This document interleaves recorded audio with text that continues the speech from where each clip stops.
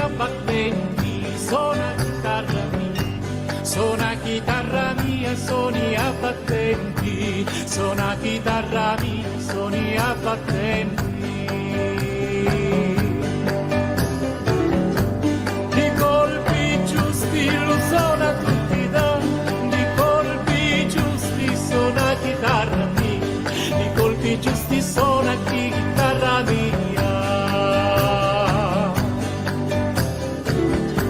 Ruspiti dallo sonno, non più dormire, ruspiti dallo sonno, non più dormire, e non ci dormi qua, e non ci dormi qua, e non ci dormi quando c'ha la bimba madre.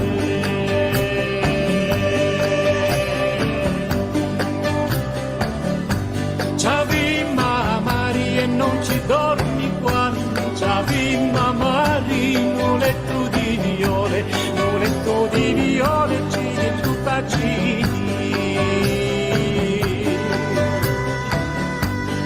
ruba citi, un letto di viole, un letto di viole, ci lupa citi, materazzi, cuscini di seta, e i lenzoli sogni arrecamati.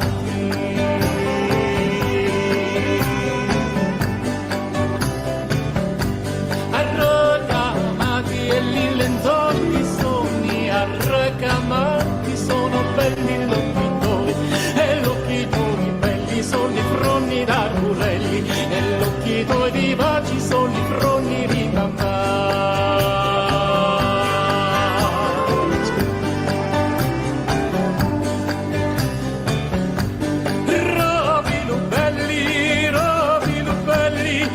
Robi belli, cantavi da parlare, dava di stui parole, ti lamento li scordà, dava di stui parole, ti lamento li scordà.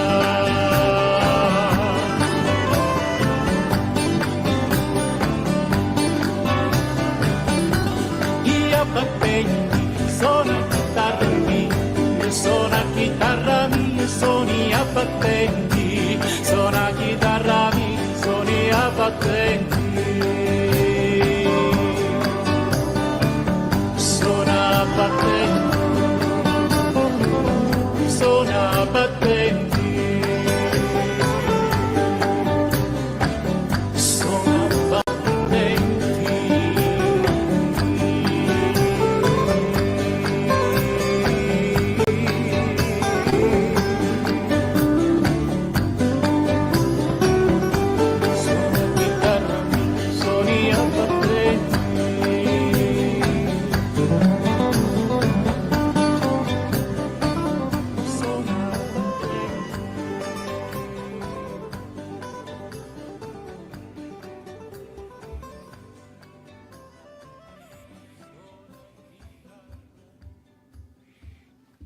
Target in sight.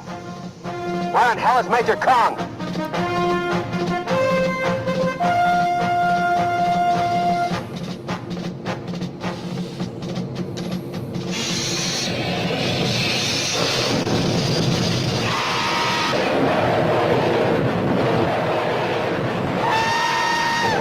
There's Major Kong.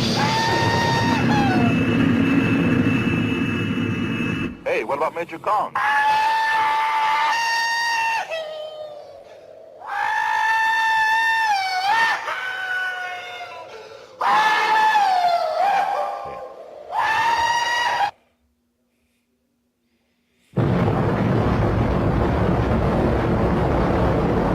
Proud to be American.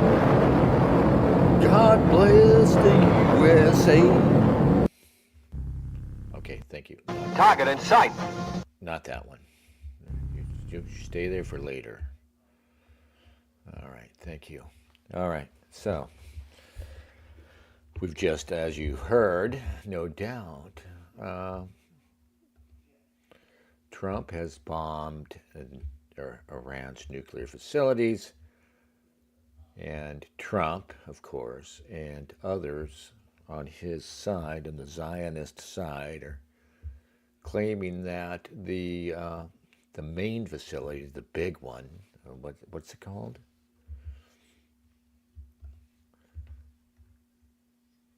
forget the name. It doesn't sound Iranian or Persian. Anyway, Fordo. Supposedly, they're claiming they completely damaged Fordo. We have no idea.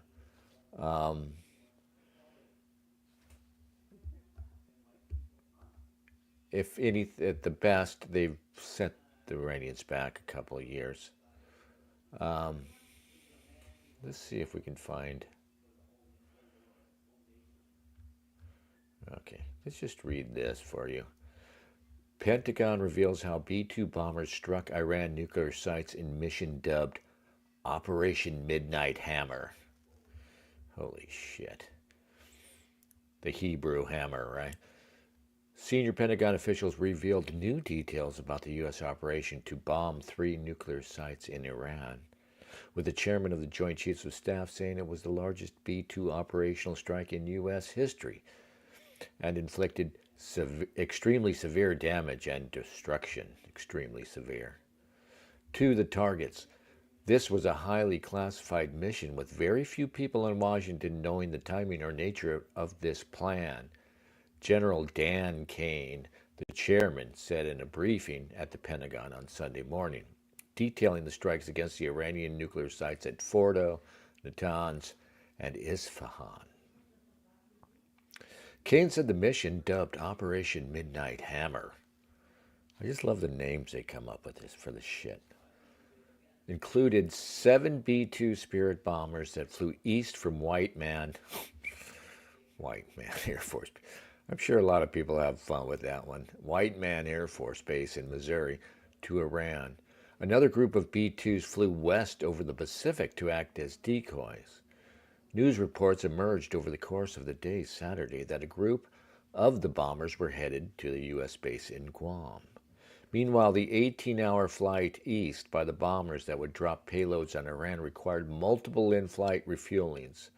As the planes crossed the Atlantic and the Mediterranean, the bombers met up with U.S. fighter jets and support aircraft once over land in the Middle East, executing a, quote, complex, tightly timed, unquote, maneuver, Kane said. Map shows Iran targets. Okay. You know, this is a lot of BS. This is coming out of the Pentagon. There are people who are arguing that let me see if I can find it, that the Fordo, the main one, the one they're talking about, isn't actually that badly damaged. They don't know. We're looking at satellite images of the, here, okay.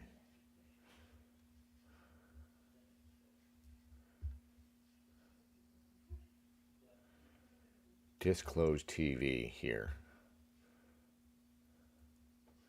Now this is supposed to be post-bombing. Satellite images, says Disclosed TV, show damage to the entryways to Iran's underground nuclear site at Fordo, but no enormous crater. Now it's not clear that you're supposed to see a big crater.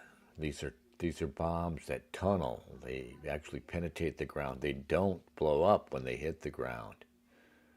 They're very heavy and they're made of, I forget what that very heavy metal is. But part of their design is that they're extremely heavy so they can actually bore through hard rock for like 60 meters before they blow up. And they have a fuse, a timed fuse. And anyway, you know this already. They're designed, they're not supposed to blow up on the surface. So we don't know yet. People are pointing to, and I think this is here in the middle, maybe, or this. I can't zoom in on that. Here and here it looks like.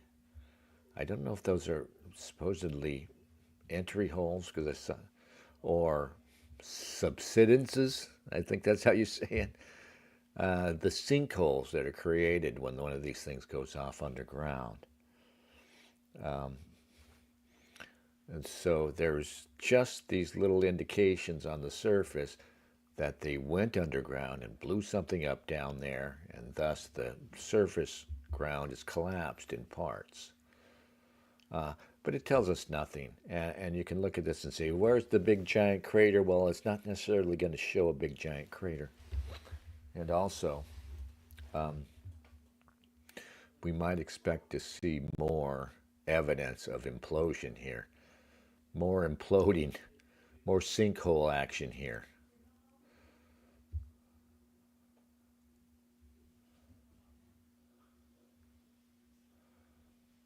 And so Disclose says this is after. This satellite picture by Planet Labs PBC shows Iran's underground nuclear enrichment site at Fordo after a U.S. airstrike. Somebody asked Grok, what should the effect of bunker busters look like? Grok, which is hit or miss, obviously. Bunker buster bombs like the GBU-57 are designed to penetrate deep underground before exploding, causing minimal surface damage but significant internal disruption.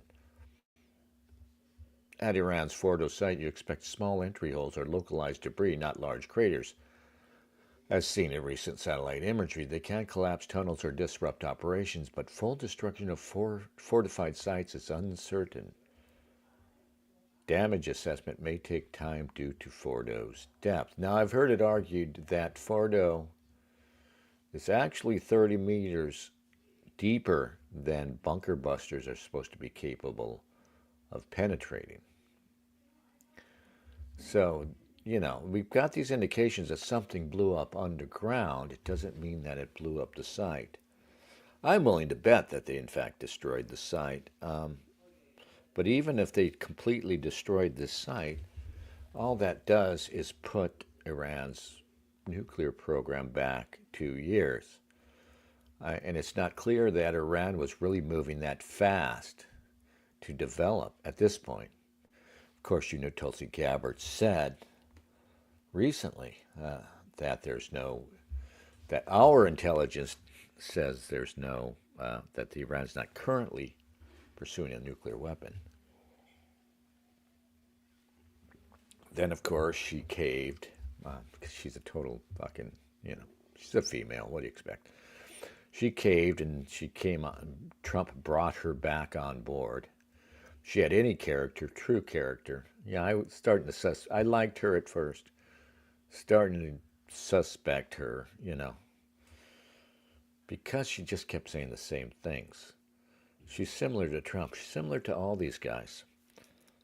J.D. Vance too, in that they love to say these things. I mean, they genuinely mean it. So when they say these things about being for peace, and about wanting to put an end to this nonsense, because it gets a great reaction from so many of us. So you probably get I think it probably feels better to play to that sentiment than to play to the Zionist sentiment, though there are similar things. But I think these people genuinely like, saying these things and halfway mean it. But when the shit hits the fan, they cave, and they choose power, they choose money, they choose whatever. But I was starting to suspect Tulsi Gabbard before this last election, certainly, before she became DNI, because she just kept saying the same thing over and over again, and she really was, it just seemed so fake. Now she's revealed as fake, because if she had any character, she would have resigned over this. She would say, okay, I've done my job, Mr. President. I told the truth about what our intelligence says, and you're going to contradict me based on nothing at all. And you're even saying based on nothing at all. I don't like that, so I'm going to disagree with it. So, I should move on for the good of the country. But somehow she got sat down and was convinced to take the humiliation of backtracking, of circling back. Hi, Art Bell.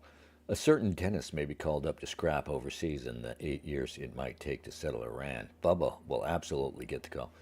Yeah, I'm a little old, but maybe, I'm tanned, rested, and ready, Pentagon. So whenever you're ready to give me a call. I'm still pissed you didn't let me be a military contractor in Iraq the second time around.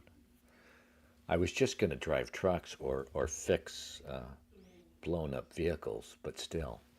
I wanted to do my part, even though I disagree with the war. I wanted to go over there and see it, and you bastards never called me back. Now you're going to call me back to defend Israel, and I'll go. I'll go just because I want to see the shit. I want to be there for it, not because I agree. Because, quite frankly, I discount any effect I'm going to have on the overall outcome. So yeah, I'll go out there and do evil just to see it up close. Thank you, Art. You will join me, Art. So what does this cost? You might be wondering. I started doing the numbers, but you know me, I'm too lazy to go that far. But it is interesting. Let's see, I've got some notes here about how much this might, just starting, I'm thinking it's $500 million, at least, for the operation. 12 $3.5 million MOBs, bunker buster bombs, were used. That's $30 million. $135 per flight hour to operate a B-2. News reports are that the planes were in the air 37 hours. 7 planes at 37 hours, flight hours, equals 34,965,000. That's not including the decoys that were sent in the other direction. I don't know how many. So let's say 35 million there, very low ball estimate. 30 Tomahawk missiles at around 2 million apiece is 60 million. It's 124 million so far. Plus, and I don't know what these numbers would be, the operational cost of deploying the submarines, refuelers to refuel the B-2s, the cost of all the targeting that goes on, all the manpower that's back home directing it. So the operation cost is hundreds of millions of dollars before you even start, just getting started. On a napkin, it's about $200 million. Of course, 100 million here, 100 million there. Pretty soon you're talking about real money. Glib Medley, thank you, Glib. Glib says, thank you for your continued support of the Zionist entity. It's the least I can do, right? I mean, you Jews have provided me with all this great entertainment over the years, If it wasn't for your film industry, it would all be Walt Disney and fishing on TV, and music, yeah. We would be doing the polka if not for your dominance of the music industry. So yeah, so I'm going to die, yeah. I've done danced, so now I'm going to pay the piper. Thank you. Thank you, Glib, for being a member of the tribe. And we humble ourselves before you. Art Bell says, for dumb, say it isn't so. Nice intro song. People used to be open to hits in other languages. Dale. That opener song is, of course, a classic Tarantella. Sona Battenti. It used to be the theme song of this show. And there are like 100 different versions out there just on YouTube. It appears to be a standard in Italy. Sigil Reborn, hi, thank you. So anyway, several hundred millions of dollars. Who knows what we bought for that? It gets very expensive. It's possible that Trump hopes this attack will both subdue Iran and satisfy Israel. This is now the best case scenario, that Trump is doing this and he's going to stop here, right? And he's going to say to Israel, okay, I did my part. We took out Fordo, Operation Fordo drop. Now we're done. Of course, we'll continue to fund whatever Israel does. But Israel's not going to want it to stop there, especially if it turns out that these attacks haven't been as damaging as they're claiming, as they hope. But what he's shown, even in the best case scenario now, of course, is that he doesn't have the freedom of action. He's forced to do Israel's bidding here. And this was he did an awful lot with, like I said, he spent about $500 million on this attack. He's totally shredded the international nuclear non-proliferation regime. The whole idea, he's just destroyed it. Because Israel was, in Iran, was not this rogue state developing weapons like you're encouraged to believe. They've been playing the game. Now, I have no doubt that their intention was to get as close as they could to nuclear weapons, precisely because of this. They want the deterrent at this point. And the actions like this just mean they're going to want it all the more. So now they're going to try, and they're going to get Russian and Chinese help. This doesn't end it. Did you think this ends things, right? It does not. Now they're going to be determined to get that deterrent. Because the worst place to be for Iran now is in between, in development and not actually having the weapon. But I think there might be incentive for them not to pursue it all, and we could have. This is why I think for Israel ultimately it's not about the nukes. No, of course they don't want Iran to have a nuclear weapon, but the idea that once Iran develops a nuke, once they get the capability and they get a couple of bombs, they're just going to attack Israel. Israel, who's estimated to have maybe as many as 400 bombs of their own, and then us behind them, as if, okay, so Iran's going to want to, mutually assured destruction means even with the nuclear capability, they're probably not going to attack. But for Israel, if they have that capability, it means we don't act with impunity against Iran. Not that they do now, but, as you've seen, and contrary to what Scott Ritter and all these other, good but delusional people will tell you, Iran is getting drubbed right now by Israel. Even though the scenes of the hypersonic missiles hitting Tel Aviv would be terrifying if you're an Israeli, and they probably do a lot to buck up morale in Iran. The fact is, Iran is still just hitting random targets and just basically trying to terrorize Tel Aviv. And I don't use the terror name as an epithet. It's terrorism, schmerism, I say. You're waging war. Obviously, all they can do is try to rattle Tel Aviv and try to unsettle Israel. Whereas Israel, of course, just decapitated the government and military there, went after their oil fields, just got us to blow up 3 nuclear development sites. Iran is getting drubbed right now. But if they have the nuclear capability, maybe it's a different story. All of this just leads me to believe even further that for Israel, it's not. And if the way smarter people than me have this wrong, but I just believe that it's not ultimately about Iran getting the nukes. It's about Iran being the last state actor with a serious military and with money, and with resources, the last Muslim state to trouble Israel. Think about it. Everybody else has been brought on board. Saudi Arabia is practically an ally. Places like Qatar are adversaries, but they don't have the capability. There's the Houthis, but they have limited capability too. But Iran, through Hezbollah, is denying Israel the ability to take over, for one thing, southern Lebanon.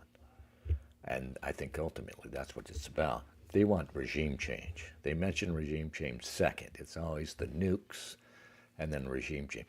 Actually, I'd say that order is reversed.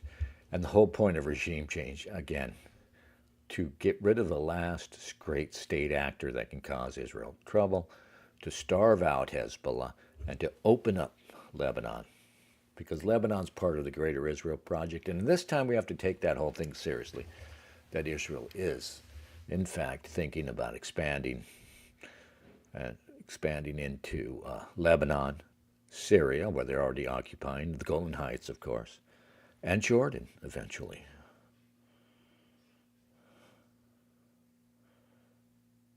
Okay.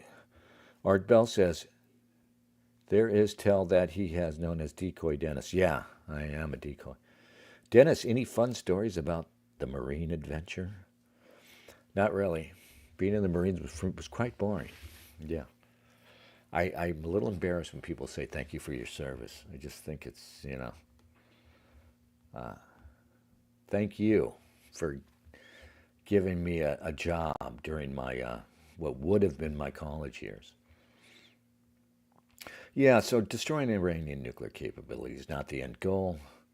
Destroying it is buying time for Israel. Israel seeks to destroy peoples and governments, not their capabilities. What they want to do is destroy the Iranian nation as a nation. They want to hit it with a hammer and shatter it into, countless pieces, so that it can no longer be this, the last state actor against them. Regime change is the goal. It's the goal everywhere Israel sets its sights. And they've achieved it, they've set up regimes on smaller scale in Lebanon and Gaza with Hamas. In Syria now, right? Donald Trump has been revealed to be either in complicity with Israel's designs and thus openly lying to Iran and the world regarding negotiations, right? Either that worst case scenario is true, and it's most likely true, that the whole time Trump has been drawing Iran into letting its guard down by pretending to negotiate. He's revealing, of course, that he has no real control. There are only two options, and like I say, he could have chosen the humiliation of openly being Israel's bitch, or the guilt of complicity and being revealed as complicit in Israel's actions. He actually has earned both. It's obvious that he's both, humiliated bitch and complicit in the crimes. Like I said, this attack destroys the nuclear non-proliferation as a goal, right? Nobody is going to want to cooperate with us. And it didn't begin with Trump, but it's really worsened with Trump. Is that nobody can trust the United States. And all they know is, the U.S. is just going to swing back and forth, right? In 2018, was it 2018? No. Well, 2018, Trump took us out of the JCP, whatever the agreement the nuclear arrangement we struck. One of the few good things Obama did. He actually got the Iranians to agree to inspections, to limiting their nuclear program in exchange for giving them some of their money back. And that's what you hear about when these people are saying, Obama gave them $100 billion or whatever. It's a couple $1 billion or something. No, we seized their money, just like we seized a bunch of Russia's money. Just like we still have a bunch of Iranian money that's not really ours because, we've never really established. I've never heard a sound argument as to why we get to decide who gets a nuclear weapon. I mean, it's always been obvious we decide who gets to keep nuclear weapons to the extent we make that call, to the extent we can force people into negotiations over it, because we're the strongest country on earth. Even soon enough, that's not even going to be enough. But we never made a moral argument. We've never made a practical argument to anybody as to why. We never was ever told me exactly why Iran doesn't get to develop nuclear weapons, especially seeing as it gets slapped around over and over now, right? This only strengthens their whatever need they feel to have nuclear weapons. This should intensify that.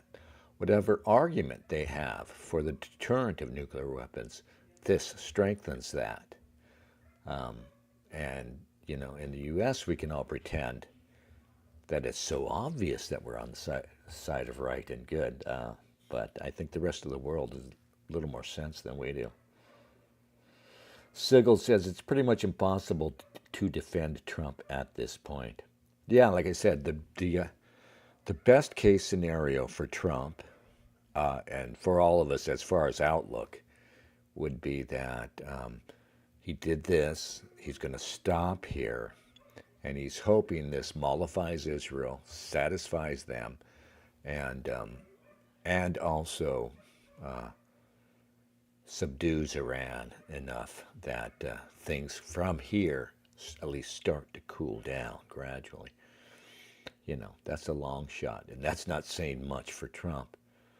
But yeah, that's the best case scenario, that this is as bad as it gets, and that we're going to somehow get out of this now.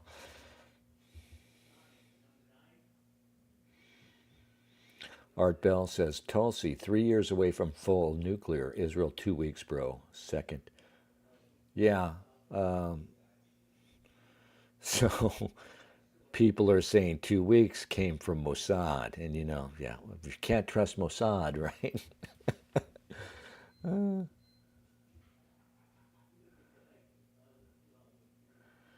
Art Bell says YouTube will get a needed boost from this, otherwise a huge and unexpected drop in view time. Theory has it, the new generation won't take in long videos, and it's crushing big creators.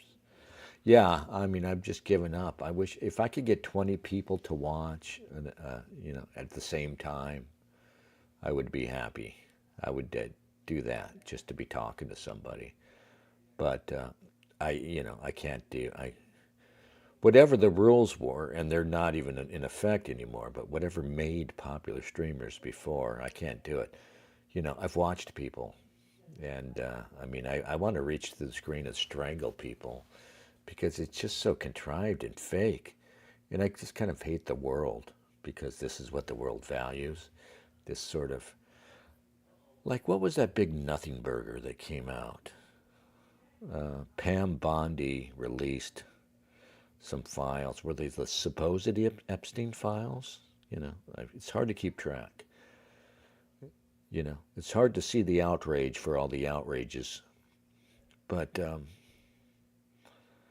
I think it was that first nothing burger that happened very early in the Trump administration, that Pam Bondi released some files that were nothing. They were, I think they were supposed to be Epstein files, but it was like nothing new in there, right?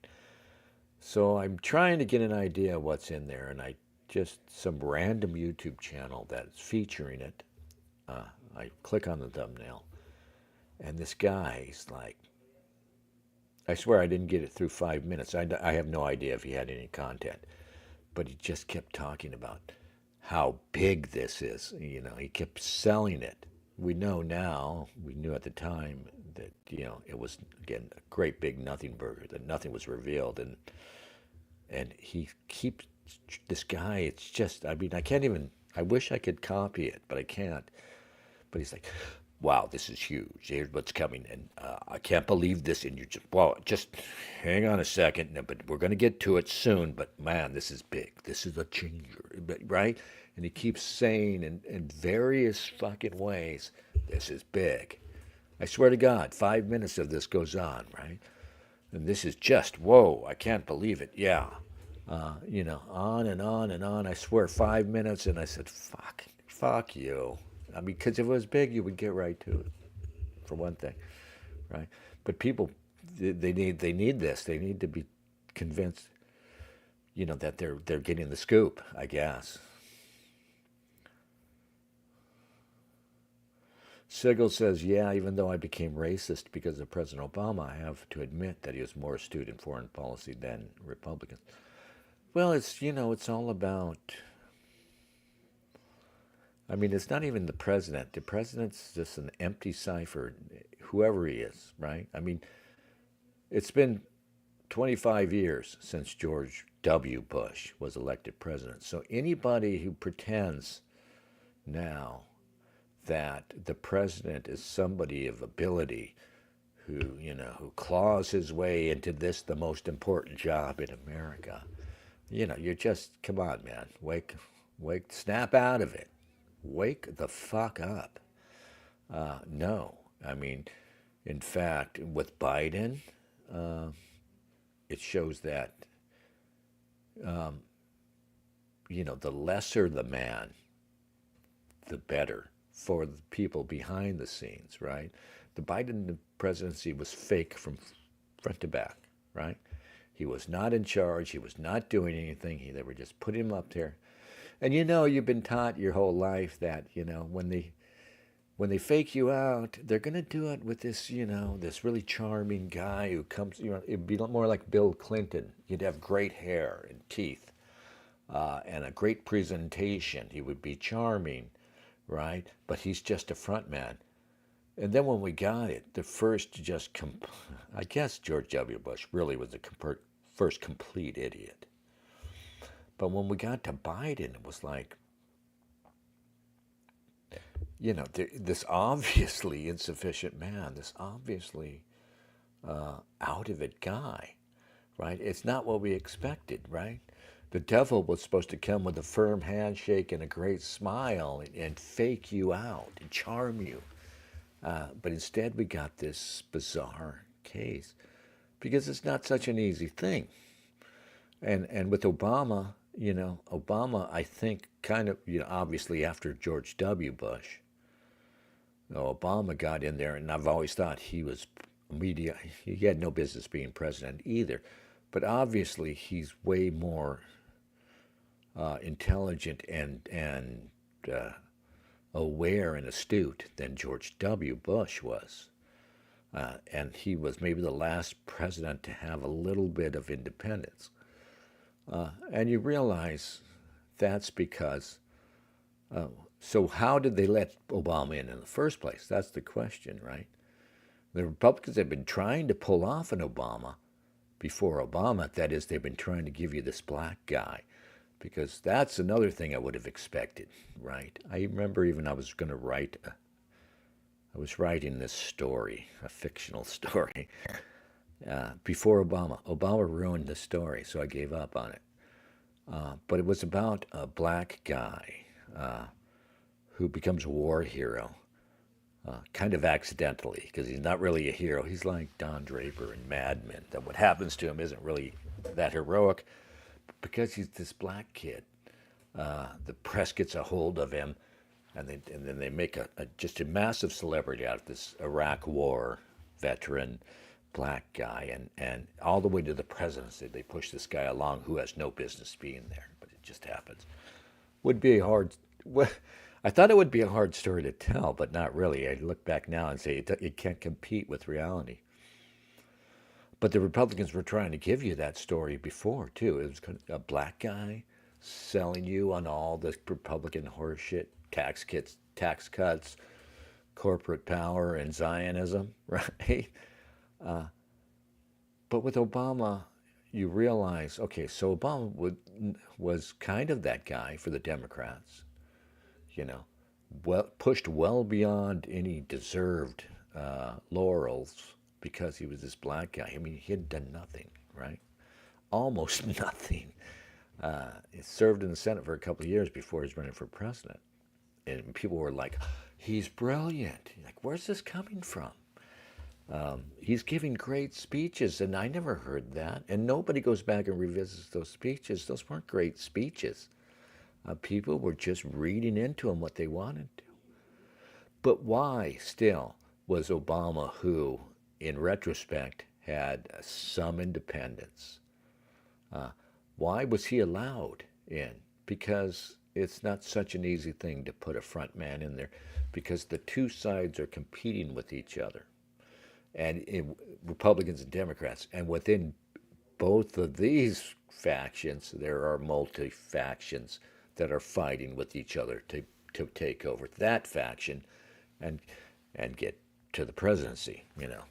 And you wonder why, because they're all people with no real fucking core beliefs.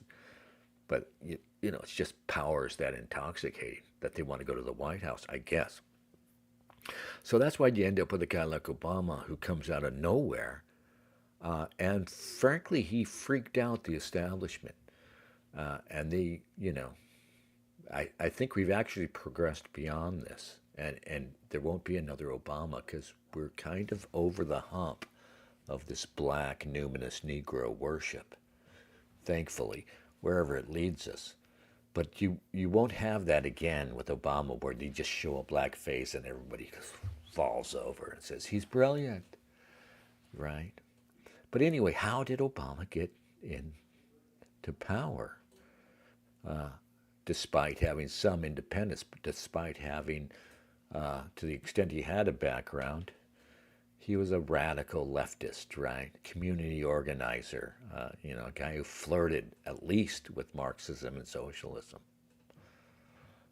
Again, because factions vying within the Democratic Party are fighting amongst themselves. There's no coherent, and there's no council, even though the system's corrupt, and it's valid to speak of a sort of,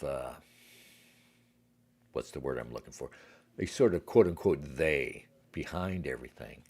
When we say that very vague they, we don't really mean, you know, a central council, you know, that's guiding things, you know, one hand on the rudder. No, what we're talking about is a culture. And so within the Democratic Party, with all these people vying, this group out of Chicago, led by David Axelrod and the Pritzkers and other Chicago notables, found this guy, right? I just imagine David Axelrod, right? I think his name's David. David Axelrod seeing Obama the first time speaking and just, you know, I'm in love. This is my guy. You know, it's like Cus D'Amato discovering Mike Tyson. You know, we're going to make you a champ, kid. So anyway, you know, they fight their way to the top, and there's just no opposing Obama. Okay, he's the Democratic nominee, and going against McCain, I mean, how could anybody have thought that McCain was going to win? You know, it's remarkable how much McCain, who was the supposed war hero and everything, and was quite popular, really, had a sort of bipartisan popularity that he never really deserved. But how he was just roadkill as soon as Obama came along. But note that, so they get Obama, and they feel assured of you know, popular vote success. And there's only really one faction now that they have to appease. And that's, you know, what we would have called the establishment before, the deep state, permanent Washington. They have to appease them, that because they're looking at Obama and they're saying all the right things, but they're worried. Maybe he truly is a leftist radical. Maybe he really is an anti-war candidate. Remember, he was propelled out to the lead ahead of Hillary because Hillary supported the Iraq War and he opposed it. So what did they do? to mollify the elite, the deep state, permanent Washington, whatever you call it. They gave him Joseph Biden as a vice president. And this is what I always thought was hilarious, that Biden, who, people forget after his bout with the presidency, and all the Democrats changed their mind, Biden was a joke. In 2008, Biden was a joke. He had long been a joke. He kept running for president, and nobody really took him seriously. He was a permanent senator apparently, and he was from Delaware. It wasn't, and he's never they were never going to shake him, but nobody took Joseph Biden seriously. They were but ironically enough, because he's such an establishment character, Joe Biden was the guy that they offered up as the vice president to appease the establishment. That's the best they could do to assuage their concerns about any latent radicalism in Barack Obama or any latent, genuine anti-war sentiment. I don't know how I got off on that tangent, but yes, one of the few good things he did was he negotiated that joint agreement with Iran that brought them into a whole program of inspections and everything else, and would have, if it had been allowed to develop at this point, if we weren't controlled by Israel and we were just dealing with Iran, we would have a much better relationship with Iran. None of this would be going on. And maybe Iran would be less hostile to Israel. They would still be a looming threat. They might still be supporting Hezbollah. But they wouldn't be, they wouldn't be bombing Tel Aviv, obviously.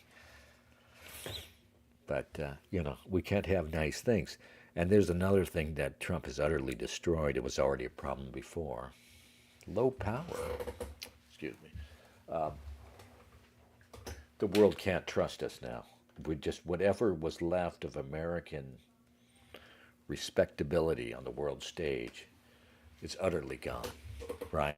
I mean, we're just this drunken giant that stumbles this way and that, and you just get out of his way until he falls over, or somebody, or the bouncer comes over. Whether that bouncer is China or Russia, we don't know, and throws the drunk out.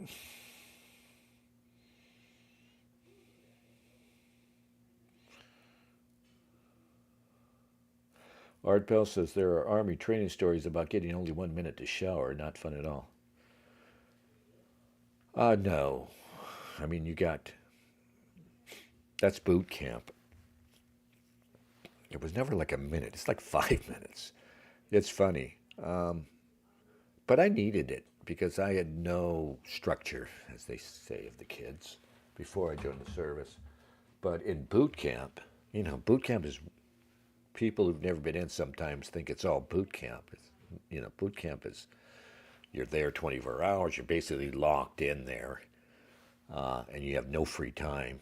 And then you get out and you have a job, especially if you're not a grunt, or if you're not in a grunt combat role where you're in the field a lot. You're like I was in the air wing. It's a job. But the thing is, in boot camp, you're just going all day. You get up and you go out. You get up real early, like 6 a.m. or whatever, and you go through the same routine every morning, right? You get up, make your bed real quick, and you fall in line. And you go fall out, and you march off for breakfast, and then lots of marching, ridiculous amounts of drill. MCRD San Diego, this giant, like parking lot, asphalt, giant parade deck, they call it. And you spend probably half your time out there marching around. And I think, honestly, they do so much marching because it's cheap and easy to just march you around. But anyway, it's classes, it's marching, it's PT, physical training, and then the farther along you get, the more interesting the classes get. You spend 2 weeks out in the field in Camp Pendleton in the hills, you know. Um, a week of that you spend at the rifle range, so you're still living in barracks, and you're going out every day, and all day all you do is learn to shoot. And then another week where you're living in tents and humping, you know, which means field marching, forced march through hills and shit. So anyway, when you're going through that, when you're not actually in the field, the vast majority of it is just that. You have a tightly scheduled day, like virtually every minute is accounted for. There's no downtime, except every night you get free time. Well, I think they might have called it free time. I don't remember what, but you get an hour to yourself. And in that hour, you're expected to do certain things that you had to get done anyway. So it wasn't even all yours. So in that hour, you got in your shower, you crapped, and your body actually adjusted, mine did, to where I just took one crap, a day during free time. Which was, you know, most guys get on that schedule, right? Because when you're going to crap, you just never have a chance to go to the bathroom even when you're going.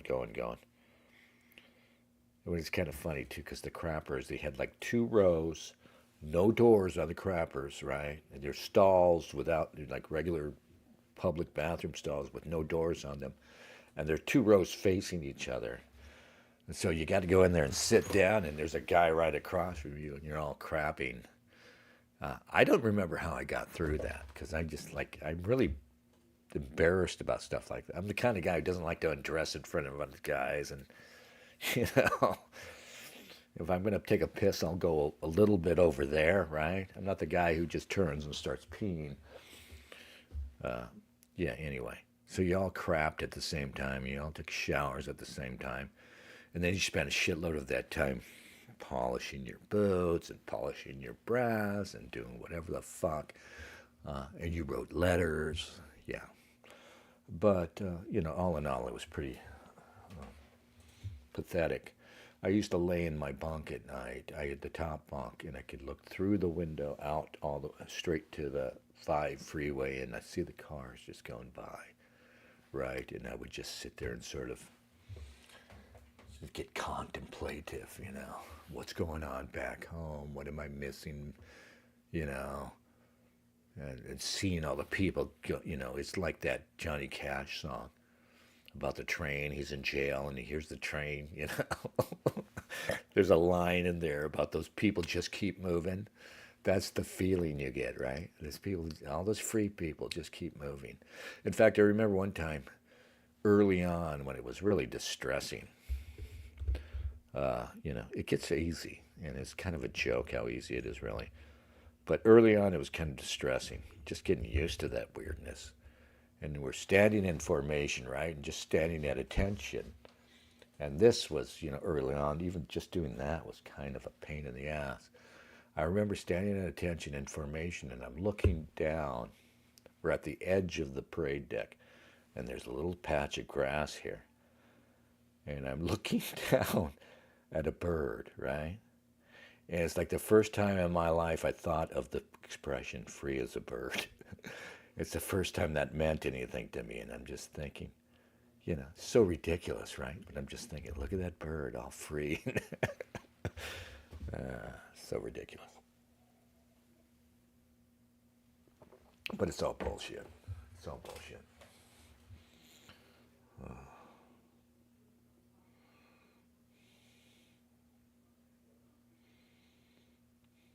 Felix Kell says they are both primitive barbarians, yet also possess advanced military capabilities, according to Mark Levin. Oh, Mark Levin says that the Iranians are primitive barbarians possessing advanced military capabilities. Yeah, maybe we should watch a little Tucker's interview with Cruz. Oh, but that's not where he says this. There was another interview before that. Somebody interviewing Tucker, I think. And he's talking about Levin. He's dishing on Levin and Who's that snarling asshole who's been there the whole time? You know what I'm talking about. Hannity.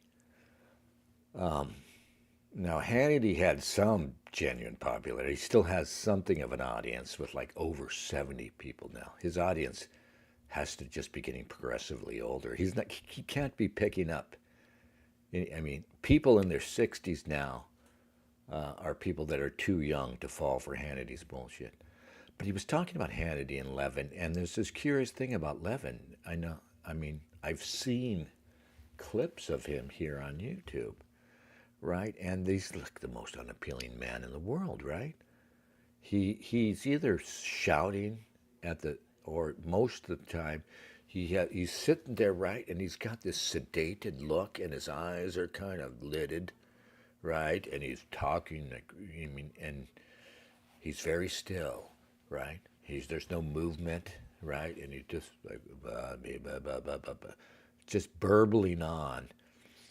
There's zero dynamism in this man, right? I'm watching this, I'm thinking, all right, there's no way that this guy has legitimate appeal, right? This is not a guy who brings an audience to a fucking place like Fox News. So what the fuck's he doing on Fox News, right? What's he doing on TV? I mean, it may not be entirely a good thing. There could be a guy with Mark Levin's persona who spits the truth, who is insightful and has integrity, right? But still, he would be a death on TV. So I always wondered that, right? Like, what the fuck is with Mark Levin? Who's watching this shit? And then I see this recent interview that he's talking about. Tucker is saying, yeah, Mark Levin had zero audience, and he's there because, certain people want him there. And Fox News carries him because he's so on point with the program, the pro-Israel program. And apparently he's on there all the time now. Mark Levin is like fucking on Fox News 24 hours a day now, apparently.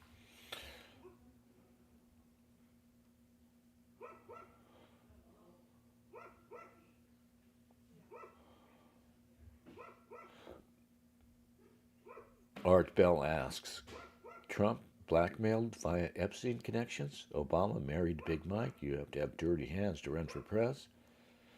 Well, it's like, I don't believe any of that, by the way. No, I don't think it's necessary. And I don't buy the Big Mike shit. I don't know why people do that. I was just going to mention Unz. Unz has an idea about the Big Mike nonsense that I think is probably true. He says, you guys have probably heard of Cass Sunstein. Cass Sunstein worked for the Clintons, and he's married to some neocon, and he's just like a generally creepy guy on the Democratic side. Just an evil WEF/Zionist/asshole type. He wrote an infamous paper years ago, Cognitive Infiltration, I think is what it's called. And his idea, which I think has probably been tried, is probably in effect, is, we can't stop conspiracy theories from arising. We can't stop communities from developing around conspiracy theories. So we should just develop our own conspiracy theories that we originate, and that we define, and put them out there and let these conspiracy theorists grab them up, rise to that bait, take them up, and it will both take their time in these dead-end conspiracy theories and make them look ridiculous. With things like flat Earth, or I'm sorry, maybe some of you guys believe this one, but for me, it's things like we didn't go to the moon, and all this other horse shit that people seem like. Ron Unz has an idea based on that too. He says, it's not necessarily that they make them up, because these things are going to arise on their own. he was talking about Candace Owens and how Candace Owens can be really coherent and intelligent at one moment, and the next moment she's talking about Macron, Mrs. Macron is a guy, and Michelle Obama is a man. Look at her big dick. It's stupid shit.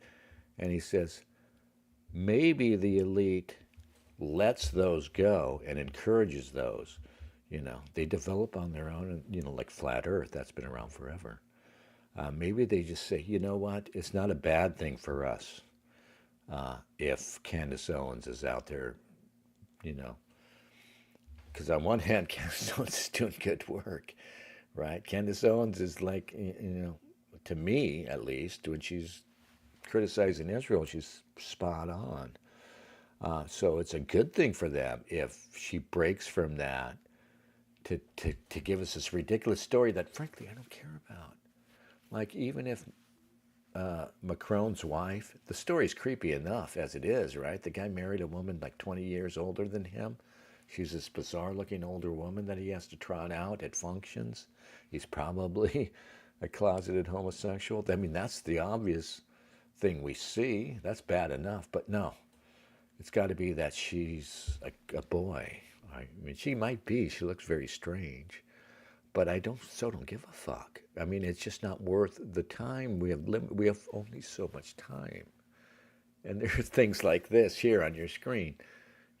Our country is waging war on the world on behalf of another country. That sounds fairly fucking evil. I don't give a fuck. Even if Michelle Obama was a guy, which is so fucking absurd. That's so fucking absurd. Guys, come the fuck on already. Come the fuck on. Really. Just snap out of it. I'm shaking you by the lapels now. All right? You can have your fucking fake NASA, a fake moon landing. Yeah, I'm not even going to fucking talk about that one. I'll even pretend to believe it when we have a couple of drinks. What the fucking big mic bullshit? You stupid fuck. Jesus, you're making us look bad. Even if it were true, it's not even worth it. It isn't. What do you think's going to happen? I'm going to blow the lid off of the big Mike scandal, and that's going to bring us to Nirvana. Right? That's going to bring us home. Because I'm going to blow the lid right off this whole big Mike scandal. Look at her giant penis flapping back in her pantsuit on Ellen. Right? All because her pants have that certain fold. Right? This was a whole joke on fucking the Larry David show. Right? Jeans. I don't wear jeans anymore because I'm an adult man now and I wear slacks.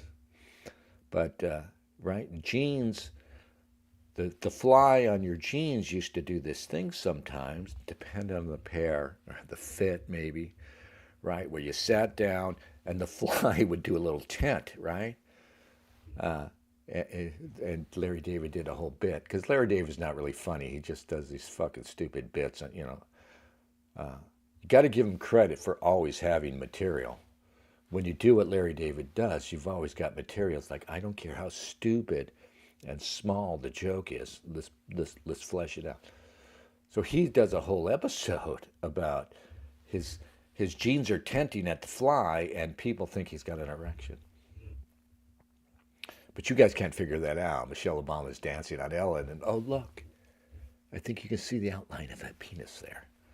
No, you can't. You fucking can't. Sigel says, I did wildlands fire, similar military-ish environment. Yeah, I would like to do that. We set off a few fires in Camp Pendleton when I was short, that is, about to get out. I didn't have a lot of time left, short time left. In fact, no, I spent like 6 months, I think. It's a long stretch, 4 months maybe, working the combat ranges in Camp Pendleton. So what we did was we operated all these firing ranges for ITS, Infantry Training School, for the tanks, these big ranges where they'd go out and practice. They don't actually fire rounds out of the tank cannon. they actually mount a 50 cal on top of the turret, on the barrel out of the turret, right? And the 50 cal round is calibrated to sort of simulate. It still gives them an idea how accurate they would be if they were firing a shell out of the. So we had some cool stuff. We had a jungle range, right? And we would take the recruits right out of boot camp. They're in infantry training, learning how to be grunts, and we would take them down this jungle trail, right? This fake jungle trail, and I would activate targets along the way here and there that are hidden in the bush, right? So the guys are going out like platoon formation, spread out along a trail, and then I would light up a target would flip up, and so everybody had to turn on it and fire on it. Live ammo. But of course, everybody fired tracer rounds. So like every third round or so has a little sulfur on the tip, and that's what causes tracer rounds. That's what you see when you see tracer rounds firing. And we're out in Camp Pendleton in California, which in the summertime, it just becomes brown scrub, right? All the grass is just brown, dead grass through like 3 months of summer. And we did this multiple times. So the guys are firing, and then all of a sudden you got a fucking fire going, and we'd have to shut down and call the fire department. And we would burn off a whole fucking hillside, and we would just go sit and watch it burn. Yeah.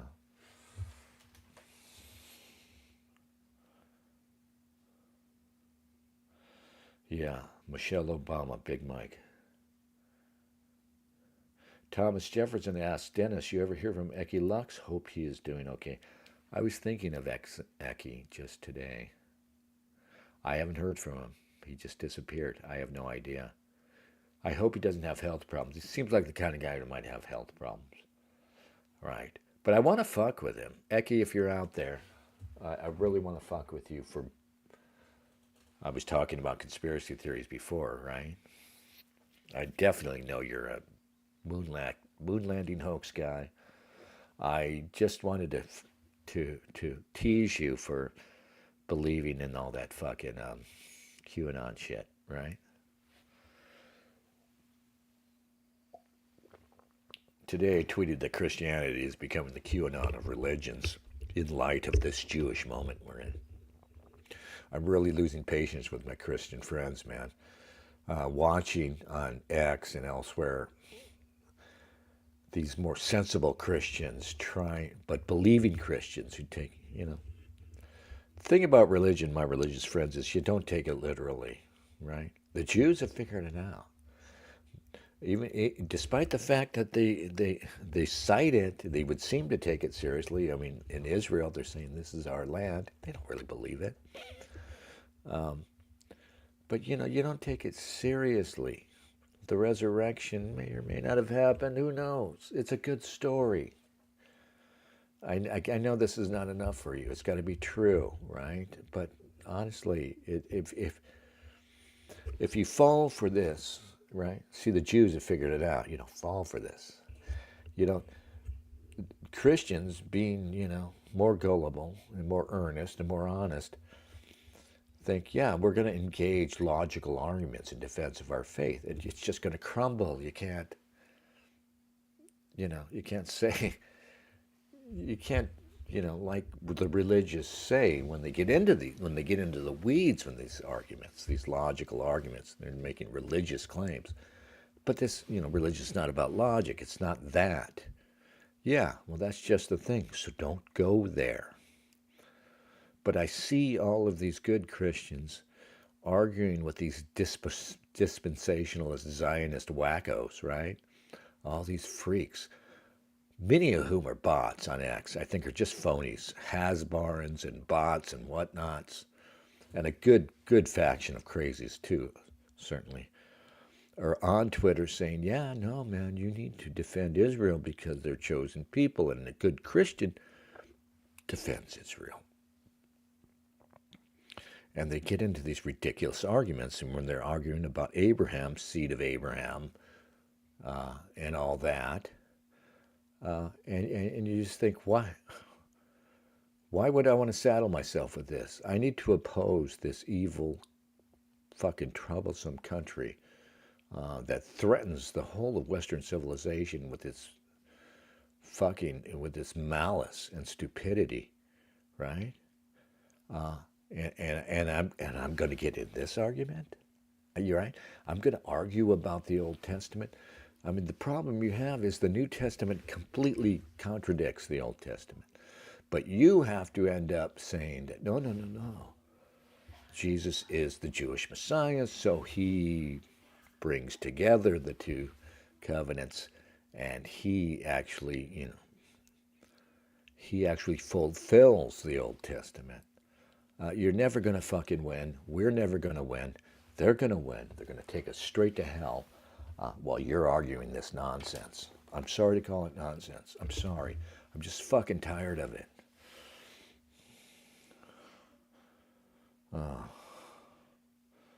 Jim Bowden. Hi, Jim Bowden.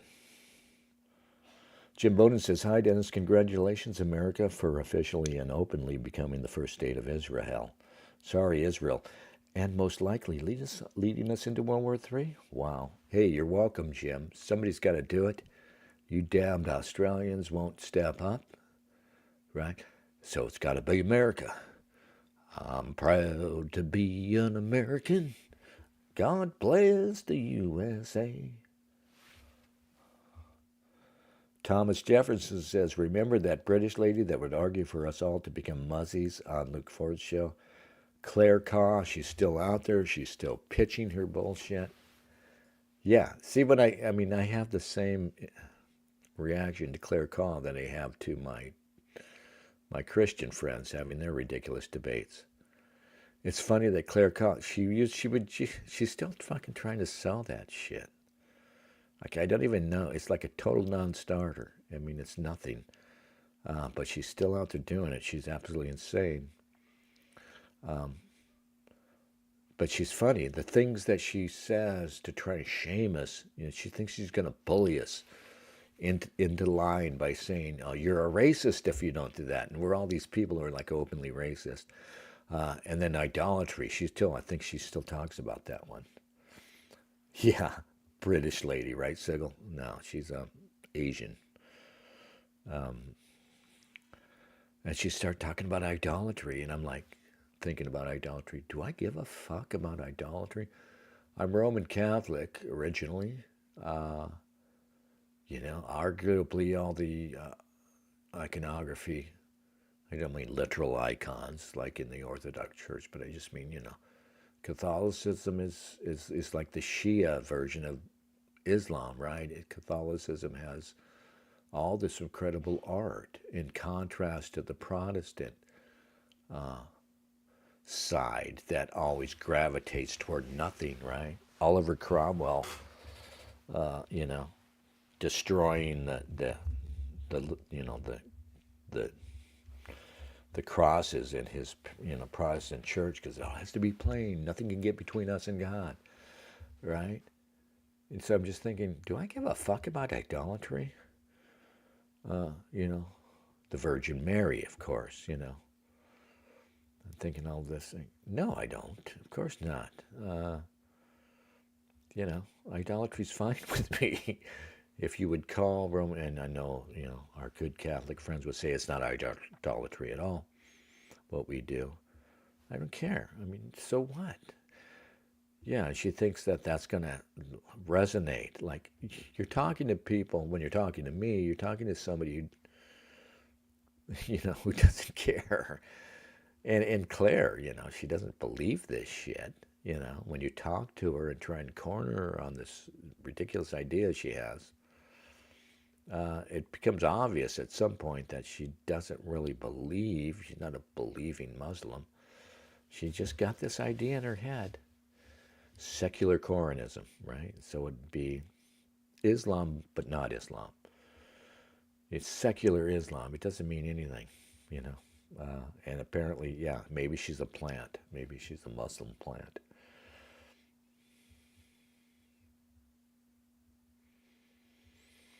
No, Art, we went to the moon. I'm sorry, but we did.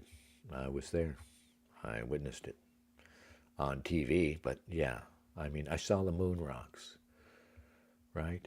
My mother worked at the NASA compound in Downey at North American Rockwell. At the time, it was North American Rockwell. Then it became Rockwell International, I think maybe another name, and then it was bought out by Boeing.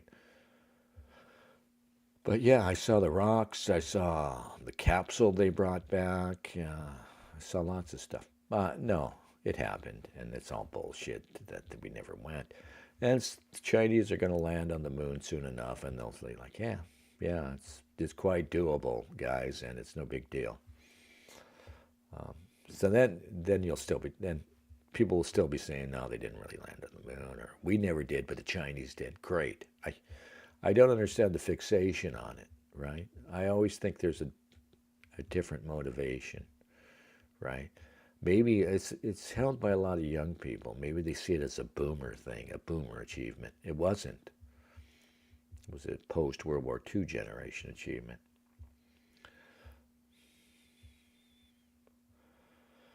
Art Bell says, suggest installing from the moon cam. Nuke-powered battery exists in the last 50 years. You get on X, how dare you cheapen the moon? Yeah. Why doesn't somebody do a live stream, right? A moon cam, right? I mean, you got cameras at the bottom of the ocean. There are deep sea cams, right? There are all kinds of cams in all kinds of remote locations on Earth. You know. And China has been putting satellites that go around the moon, unless you don't believe it's possible. So why doesn't somebody just drop a little nuclear-powered camera on the moon, and you could tune in at any time, right? Maybe you're right. Maybe we didn't go to the moon. Maybe it's not possible to go to the moon. John Vance says Buzz Aldrin. What is that, like a headache medicine? Buzz Aldrin can't admit they actually went to the moon. I don't know if that's true. I think Buzz Aldrin has been spending most of his life bragging about going to the moon. Art Bell says UPI article about Russia offering nucleolios. I have no idea what that is. Phil the Kill says they told us a couple of black women did the math equations to get us to the moon. There, made a movie about. Yeah, but everybody knows that movie's bullshit. There were a few black women who did some work. They were not like high up.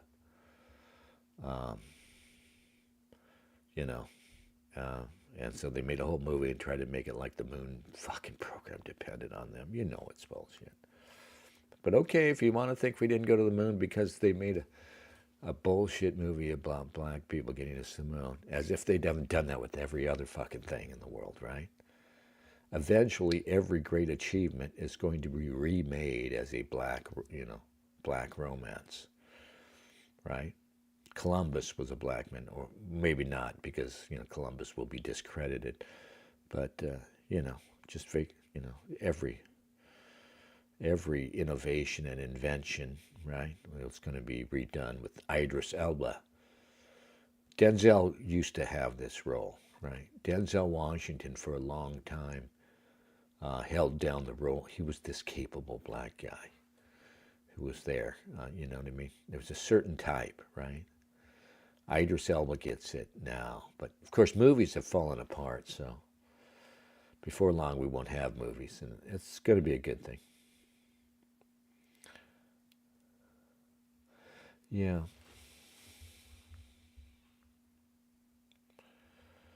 Not only has the cause of nuclear non-proliferation been damaged, Trump's also destroyed his own, whatever chances he had at achieving real policy goals domestically. He's totally destroyed. He's basically shite-wrecked his presidency on this shit with Iran, and we're not going to get anything good. We're not going to get mass deportations. We're not going to get a restored industrial base. Don't forget, Trump is like 80 years old now. And so, he's always been kind of crazy and wacky and unfocused. That's not going to get any better. He's got over 3 years in office now of decline, right? Here's a guy who you would think, a more stable guy, a more steady guy, a more quiet and sort of calm guy. You might think, okay, even in his 80s, he has wisdom, he has, good sense, whatever step he loses in quickness, it'll be offset by experience and wisdom. Yeah, Trump's not that guy. Trump is just, Trump's been dancing his whole life. He's been tap dancing, right? And you just can't keep that up when you get older. And this is just going to get uglier.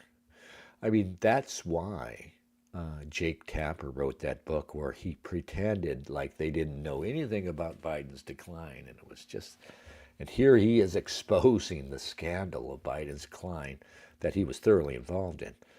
Well, why is he doing that? Not just to distance himself from that criminal, frankly, endeavor. No, they're doing it because, wait a minute, we don't have to to hoist up this fake Biden anymore. We can just cut him loose. We do not want to establish a precedent where you don't get to, even though that's what it was during the Biden administration. They tried to shame people from even talking about a president's mental acuity or talking about their age, right? Oh, how dare you talk about that? Wait a minute. We want to restore that now because Trump's going to be in his early 80s before he gets out of office. And maybe he will actually decline.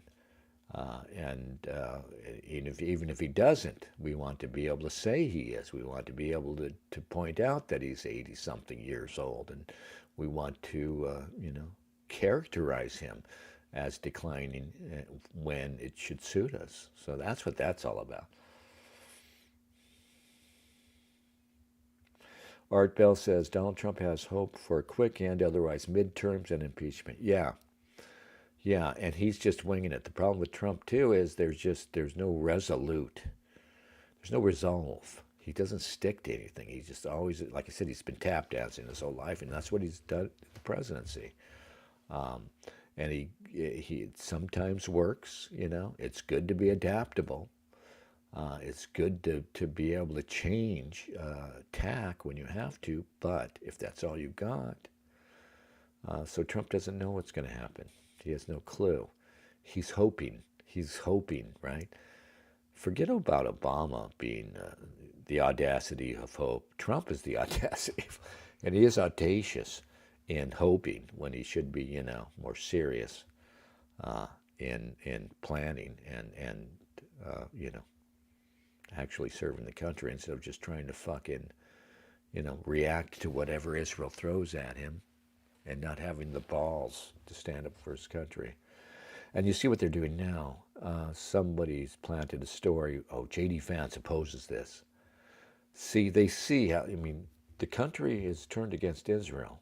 And the only, over half the country now has an unfavorable view of Israel. And it's all gone sour in the last 2 years for Israel. And it was started, excuse me, it was starting before October 7th, but after October 7th, when you would think they would have this great outpouring of sympathy, and I guess there was some of that, they quickly squandered that and turned it around in the worst way. Israel did. Quickly squandered and ruined that by just going full Monty on Gaza, right? And Israel, unlike us, is a serious country, so they factored all this in. Israel is just thinking, we don't know how much time we have left. With the demographic change in the States and the fact that the young people, whatever happens, the young people are just not going to be like these old decrepit Fox News viewers who buy into this bullshit about Israel. We're going to lose the United States. We have to figure that we're going to lose this complete fealty coming from the United States soon. And we have Trump, who's like the ideal guy for us, right? For whatever reason, Trump is just totally their bitch. So we got to move fast. And that's what they're doing. They're moving fast. And if they can take out Iran, like I said, it opens up southern Lebanon. It takes out the last big state actor that can oppose them.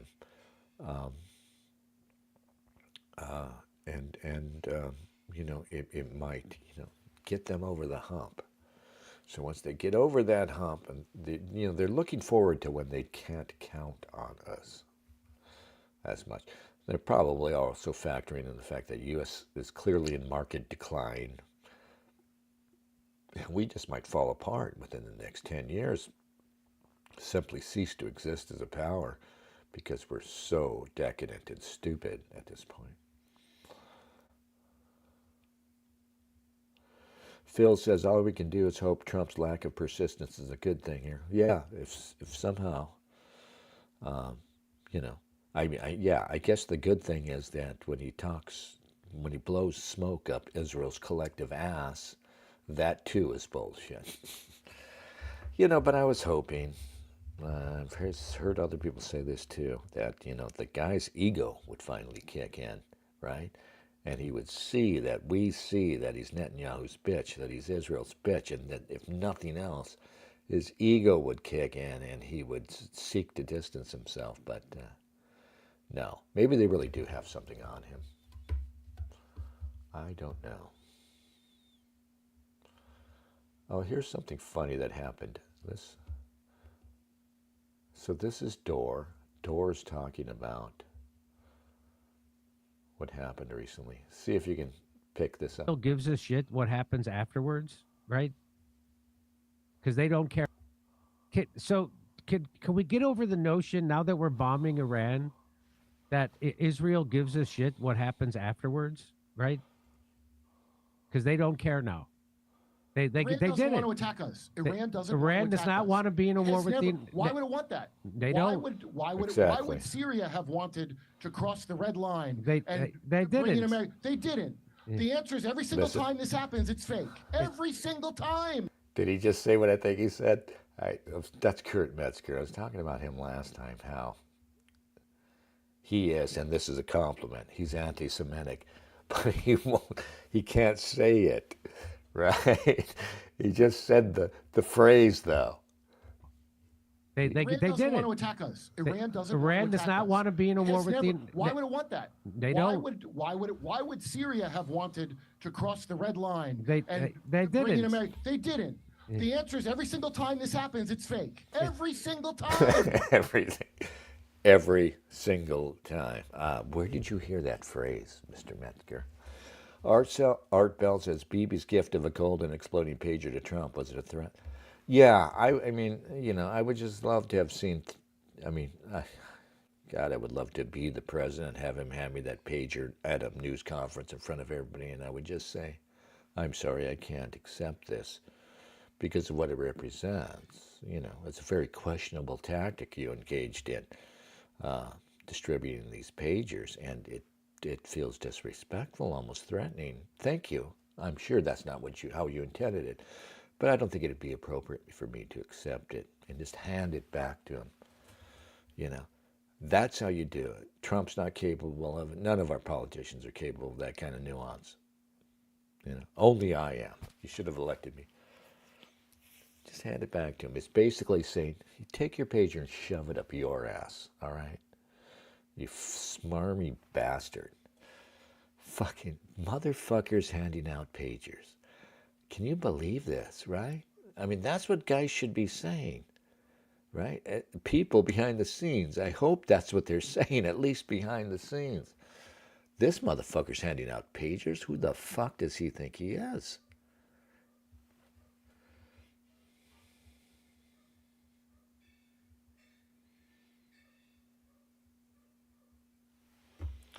Let's watch. All right. Let's just do this. Tucker Cruise interview. I haven't seen but clips of it. I hate how YouTube. I don't know why your algorithm sucks. You're basically like Google with searches. But if somebody punches in Tucker Cruise interview, the first thing up should be the interview complete. I know you've got it somewhere in there. That should be the first thing up. But you're trying to sell, right? Because you got arrangements with these fucking these outlets like the New York Post, MSNBC. Their shit gets featured. No, I want the thing entire. Maybe it's at the Tucker Carroll. All right, here it is. This is 2 hours, so it should be the whole Senator, thing. thank you very much for spending the time to have this conversation. watch it. It's good to be with you. So you've come out for regime change in Iran, as distinct just from taking out the nuclear sites. What does regime change look like in Iran? Somebody else in charge. How do you get there? Look, that ultimately has to be a popular uprising from the people. And it's not a complicated question.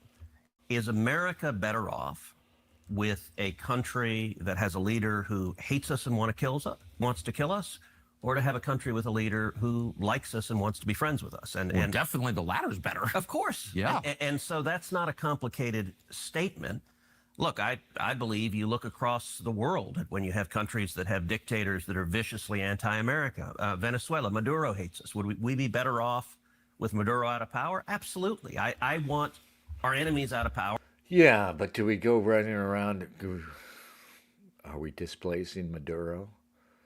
I mean, well, we tried. Speaking of the George W. Bush administration, they tried to pull a fast one on Chavez, remember?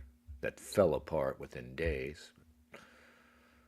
You know, it never works, Mr. Cruz. It never fucking works. How? I guess there are probably a couple of examples you could cite where regime change has actually worked to our benefit. But really, even those cases are only when we're accepting your definitions of what is good, of what is a benefit. And that usually involves Israel, But regime change has been shit for us. All these color revolutions have been nothing, Some of them have been good for Israel, I guess. Egypt, maybe. Syria now, certainly. It's not good for us. And I want our friends in power. I could not agree more. The question is, how do you get there? Of course. We've been trying to kill Maduro for quite some time. We have troops there, as you know. I don't know that we've been trying to kill Maduro. We have.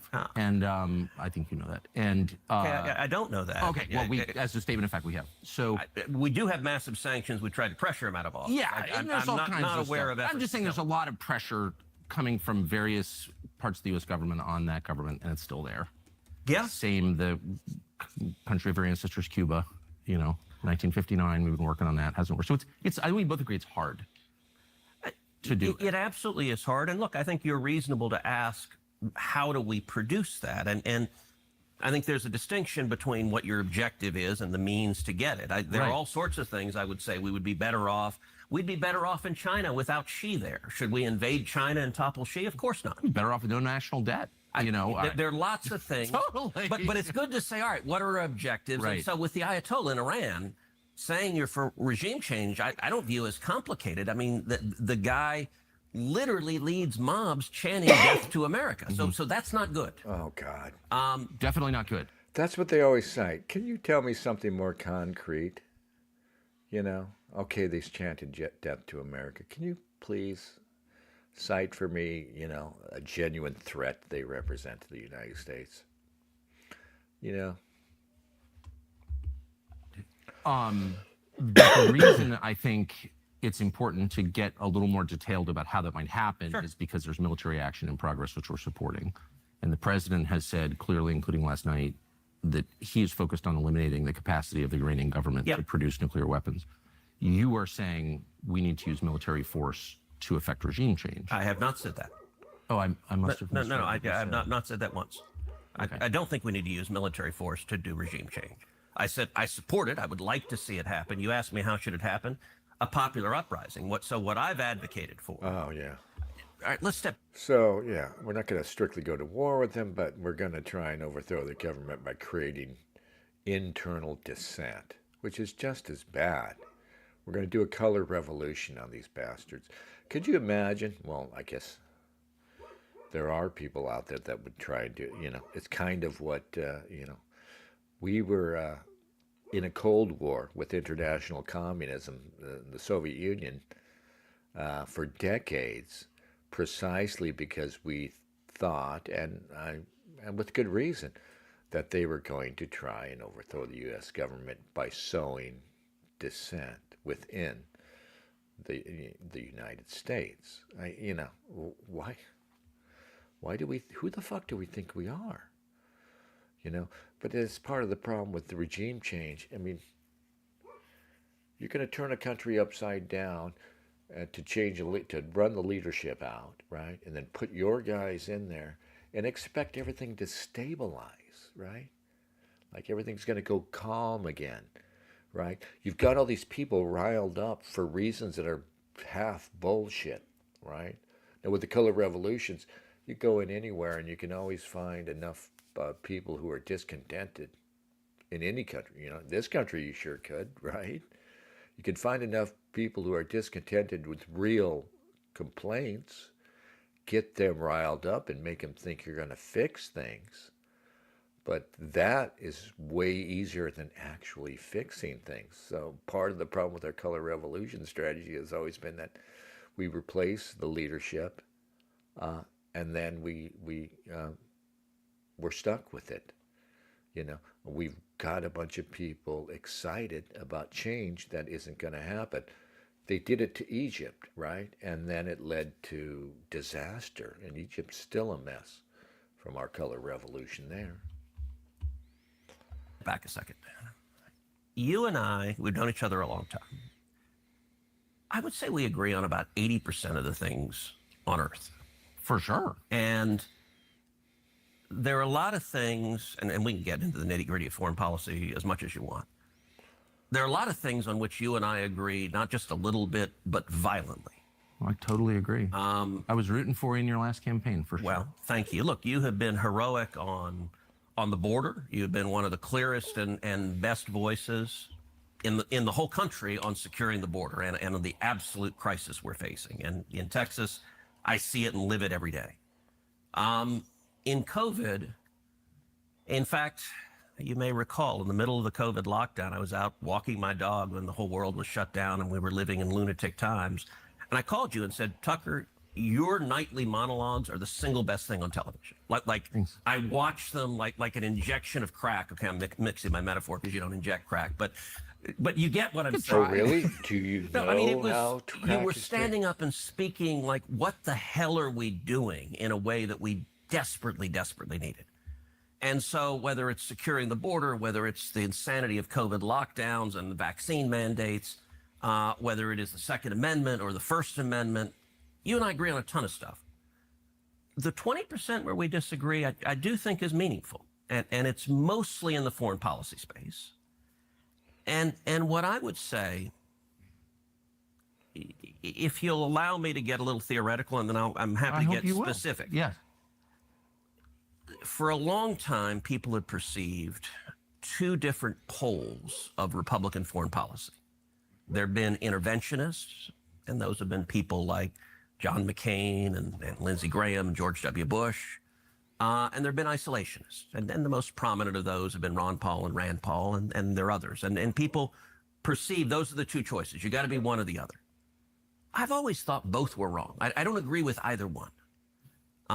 The way I view my own foreign policy... I'm with you, by the way, for whatever it's worth. Yeah. I agree with you. Okay, good. I don't know who set up that binary, but there are lots of choices, actually. I mean, people sort of naturally fall into... I think they want to classify people, and they're like, okay, you're one or the other, and you got to be all or nothing. And the interventionists, it seems, have never seen a country they didn't want to invade, and that doesn't make any sense to me. And the isolationists, I think, don't take the threats to America seriously, and I think that's naive and it doesn't work. And so my view, I consider myself a third point on the triangle. And what I describe that as is that I am a non-interventionist hawk, which sounds a little weird, but what do I mean by that? I mean the central touch point for U.S. foreign policy and for any question of military intervention should be the vital national security interest of the United States. How does this make America safer? How does this protect Americans? If it does, we should be strong. And actually, another way of conceiving what I'm saying, I'm speaking theoretically, but Reagan referred to it as peace through strength. And actually, I think Donald Trump's foreign policy is very much what I'm describing, a non-interventionist hawk, where he understands that, and I think this is historically true, the best way to avoid war is being strong. That weakness and isolationism, I think, encourages war. So going back to regime change, where you started in Iran. Just to make, I don't think I disagree with anything you've said, so we may not be that far apart, really, because you said that the single criterion for making decisions about America's foreign policy is America's national interest. Yes. That's it. Yeah. Oh, yeah. Anyway, I'm having trouble paying attention to Tread Lewis. Let's look at the clips. How many people live in Iran, by the way? I don't know the population. At all? No, I don't know. So people are taking this and trying to, people on the Ted Cruz side are saying, oh, that's ridiculous. They're trying to make it into Tucker's never been moment, right? They thought they're ridiculing him asking that question, and because Tucker's asking Cruz, and he's saying, you don't even know how many people live in that country. And I guess it is a little bit silly. It's not completely silly. It's not as silly as never been. But yeah, a lot of people tried to get traction out of that. What are the population? You don't know the population of the country you seek to topple? How many people live in Iran? 92 million. Okay. Yeah, How could you not know that? It's not even, you don't know anything about Iran. So okay, I am not the Tucker Carlson expert on Iran. You're a senator who's calling for the overthrow of the government. You're the one who claims anything about the country. No, you don't know anything about the country. You're the one who claims they're not trying to murder Donald Trump. You're the I'm one not saying that. Which is, if you allow it, you will encourage more of it. Yeah, I don't believe that Tucker is CIA. I know he's got connections, right? His father worked for them or something. Whoa. Looking up our own asshole here. Okay. Fuentes says Tucker is CIA. I like Nick, but no.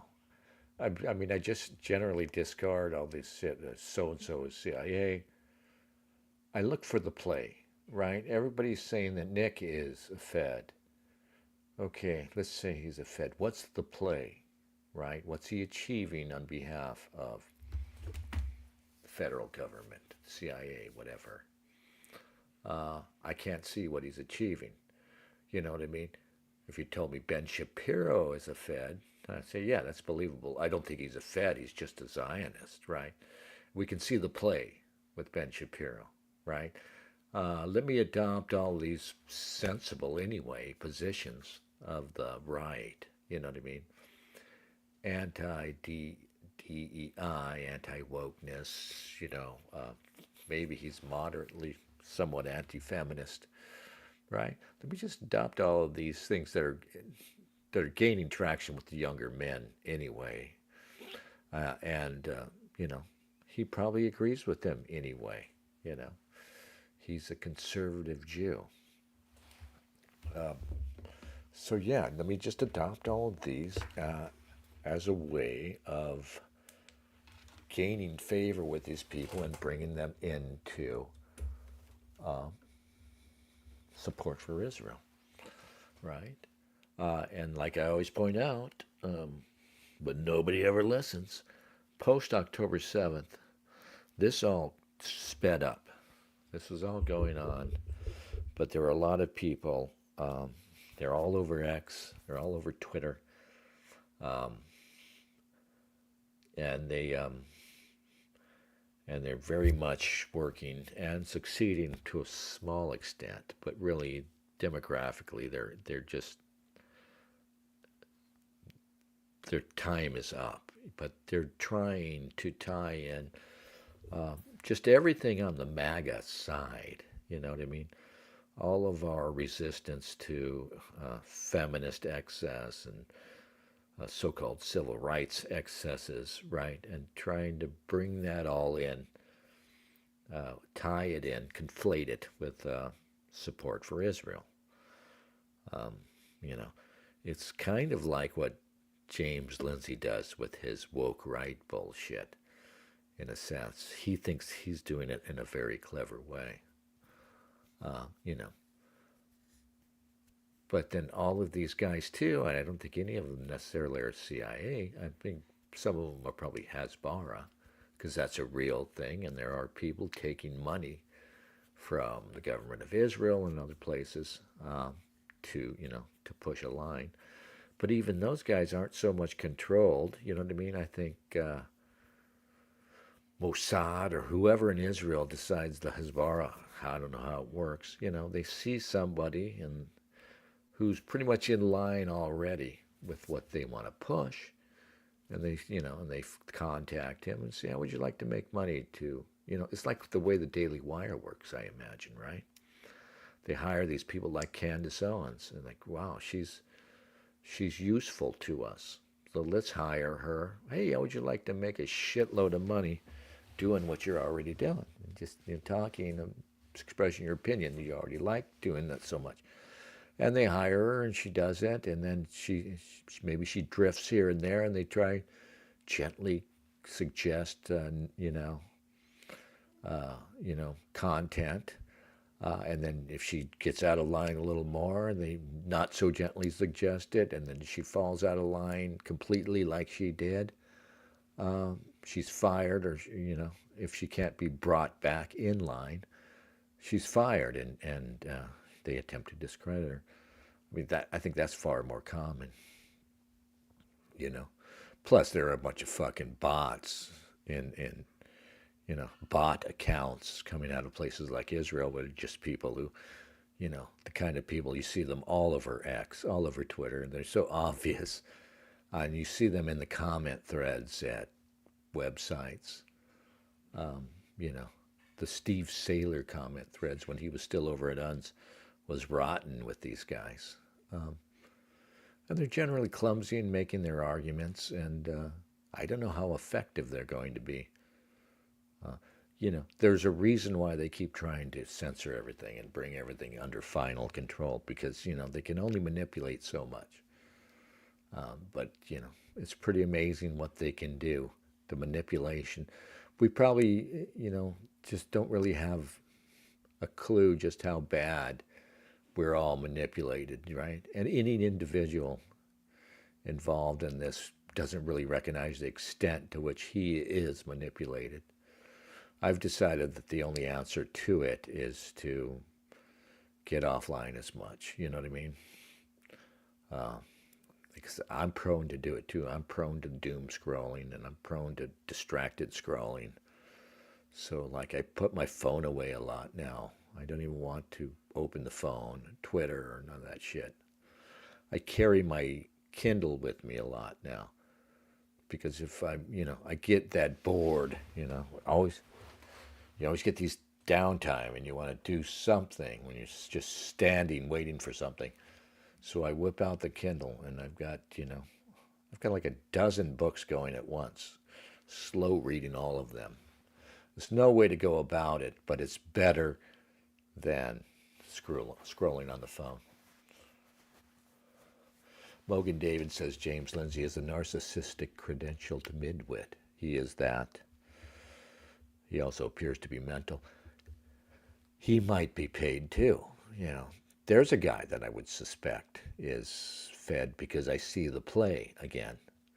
With Nick, the biggest thing with Nick was he should have been arrested for January 6th, I think, right? I mean, he was provocative outside the Capitol on January 6th.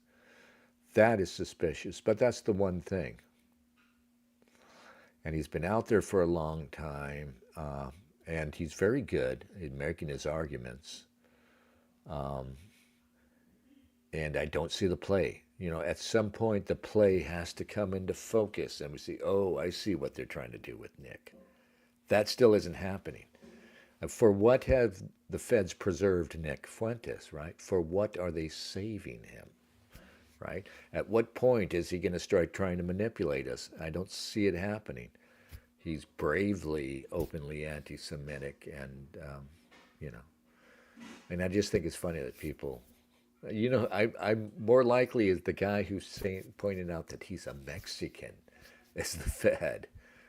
He's the Hasbaran. You know, like I give a fuck. I mean, I'm very much into white advocacy. I'm very much a white dude and a racist. At the same time, I'm not one for racial purity. I don't care about that. I just want to restore, maintain, or keep, preserve somewhere a majority white nation that remains a majority white nation. But I'm not going to, you're a court, oh, you had a Mexican grandparent. Which basically means that you have 1/8 non-white ancestry by that, because you're Mexican is not a racial type. It's a nationality. And what we think of when we say Mexican is mestizo, which is a person of mixed Spanish and indigenous Mexican ancestry. You know, and that could be wild, you know, that's not necessarily half and half, you know, and you see it in Mexicans. You got your short, dumpy little Mexicans, and you got your tall, more European-looking Mexicans. And frankly, I don't care. You know, what am I, a sucker? Yeah, I'm gonna freak out because he's Mexican. Get the fuck out of here. Really? Is that working on you guys? Phil says his father's Mexicans. I don't care. I just don't fucking care. I don't care. Even if he's half fucking Guatemalan, I don't give a fuck. I really don't.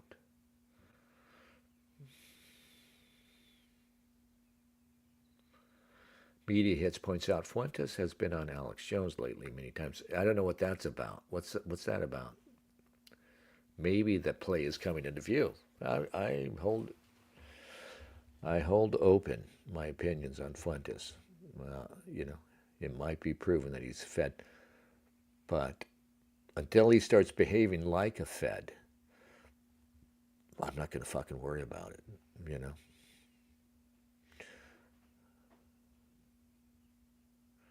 Phil says there are 15,000 pages on Kiwi Farms. If you are curious why people don't take them, all mad respect for Kiwi Farms, but I won't be reading the 15,000 pages. I don't have time. I'm going right after the, you know, I'm just going to try and understand myself. Things that are happening. I'm definitely not turning to you next to me. I'm not, you know, Alex Jones.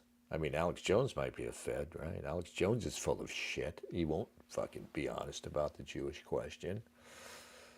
What's Nick doing with Alex Jones? That isn't a good question. But, you know, no, I'm not going to, it's just not the way I work. I'm trying to understand the bigger forces at play. And also, I'm too simple for myself. I'm still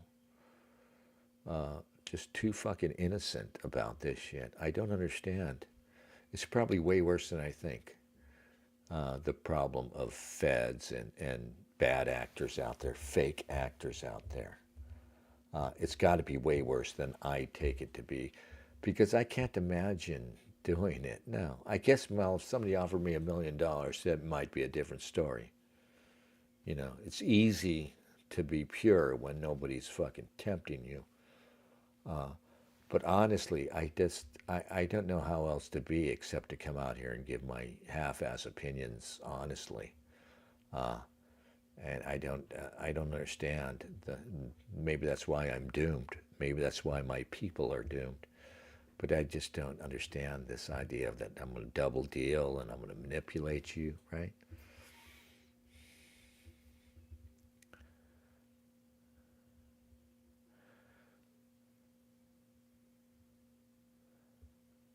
Mogan David says, I am not only Anglo/Scottish, but have a drop of Welsh, German, Swiss, and Native American each. Yeah, see, we can't, you're not welcome in the ethno state, Mogan. There's just too much diversity. And the Native American bit, yeah. It's the one drop rule, yeah. I mean, I barely make it because I'm half Dutch heredity, right? I'm only half German. It's all Germanic, but we're talking about Southern Bavarian Catholic Germans, so I'm kind of suspect actually. Yeah, I don't include me in my racially pure ethno state. Yes, Mogan, sorry. I remember when every other kid in school used to claim to have some Native American ancestry, right? That was a thing. It was even a thing with black kids. Mexicans didn't have that problem because naturally they were, of course, half Native American. And it's funny about Mexicans, they never, they only play up the Aztec ancestry. You see these horrible murals they paint in places like LA, and it's always Aztec imagery, always bad art, right? Mexicans have the worst fucking art. I love them, but, they are not creative people that way, They're dowdy, good, down to earth, tough, brave, mostly honest, but they are not creative or funny or interesting like we are. Thomas Jefferson says, Tucker strikes me as a homosexual. Thights?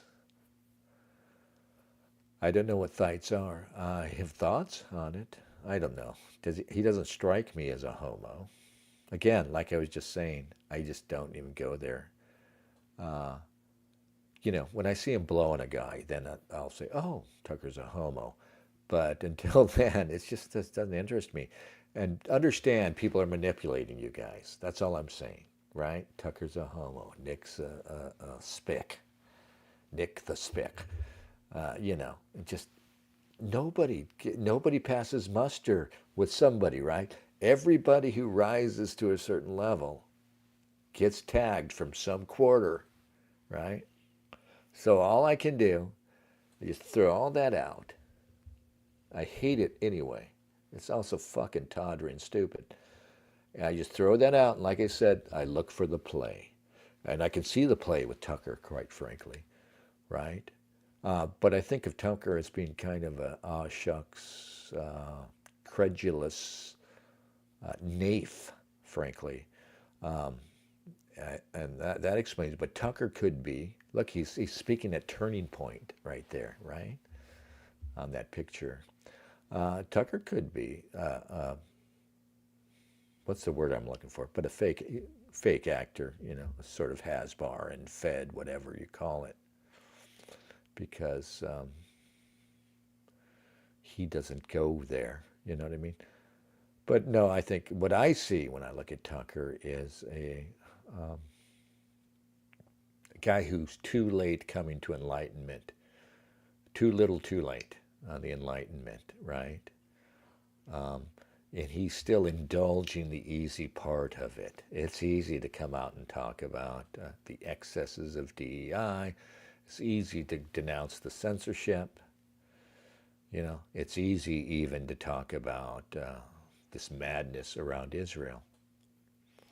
But that's a good thing because it's happening that it's getting easier to talk about this thing. It's getting more obvious, more people, because what we really do, we don't like to admit it, but we all do it. And people, everybody I'm talking to here is more aware than the average American. All of you are more aware of this fraught environment in which we operate, this forest of mirrors in which we operate, now that we're being manipulated and there's all these lies. And you got to remember, guys, the average dude out there is way behind you. He might be just starting out on this journey, but he's way behind you in understanding what's really going on with the world. And he is just looking to the guy on his left and right, his friends, whoever. Sadly, he's looking to the television and YouTube and wherever else. But he's just looking to the guy next to him for a sign that it's okay to start talking about these things. So even if a guy like Tucker Carlson is out there to sort of, what would be the play? What would be the Fed play? Well, it would be like those guys that I call out as actual Hezbollahs like before, the guys who are like Ben Shapiro. The play would be, I'm going to agree with you on half of this stuff, or half or more. I'm going to agree with you on all of this stuff that you feel passionately about, and try to use that to leverage you into support for whatever I want you to support, Israel mostly. That would be the play. So anyway, I lost my place. Art Bell says, JFG, KMG, Nick F, indie creators, but Dennis doesn't take them in. What do you mean? I don't watch them? I don't watch any of those guys. JFG is okay with me. KMG is a good friend, but I have no reason to watch his stream. I just don't think he's going to say anything. He's going to say interesting things. He's very erudite, and he's great on film and literature and music. He knows all about that stuff. But he's not going to say anything. He's not going to reveal anything to me. He's not going to enlighten me on anything, any of these more exigent problems. Art Bell says Nick joked around about how his dad called food to meetups picnics. Yeah, you see, so if Nick's dad is the Mexican, then his dad is probably mostly Spanish Mexican, because he doesn't look all that Mexican. He looks a little Italian, a little Mediterranean. He could even be he could even be a black Irish with the way he looks. Art Bell asks, is Dennis seeing Indians flown to Seattle? Total Canada invasion, replace retired boomers. Well, they're all over. It's not that bad where I'm at. I'm not in Seattle. I like the city I live in because I like to tell people it's like going back to the 90s. Not quite. It's a little more diverse than that, but almost. In that it's majority white and it's almost sane. There's kind of a limit to the LGBTQ paraphernalia, flags and whatnot that you see. It's one thing I noted about, I was back in Orange County, California, in 23 and 24. And that place has changed. Majority Mexican where I was at would have been majority white 25 years ago when I lived there before.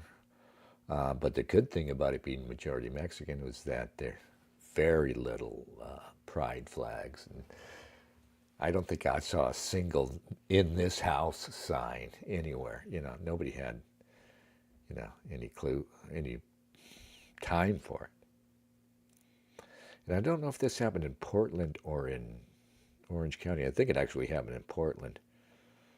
But it was when Target was catching a little chaff for its transgenderish displays in Pride Month, like 22 or 23 June. It's Pride Month right now. Muted, notice.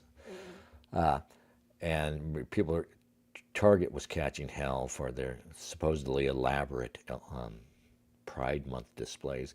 So I went to my local Target to take pictures. And they weren't that bad, for one thing. But so I found the sort of Pride display, little corner in the clothes where it's all Pride, this and that. So I'm like lurking around, and I'm trying not to be too obvious taking pictures with my camera. And then a couple comes walking in, and they're just kind of wandering, and they come right up to about where I'm at.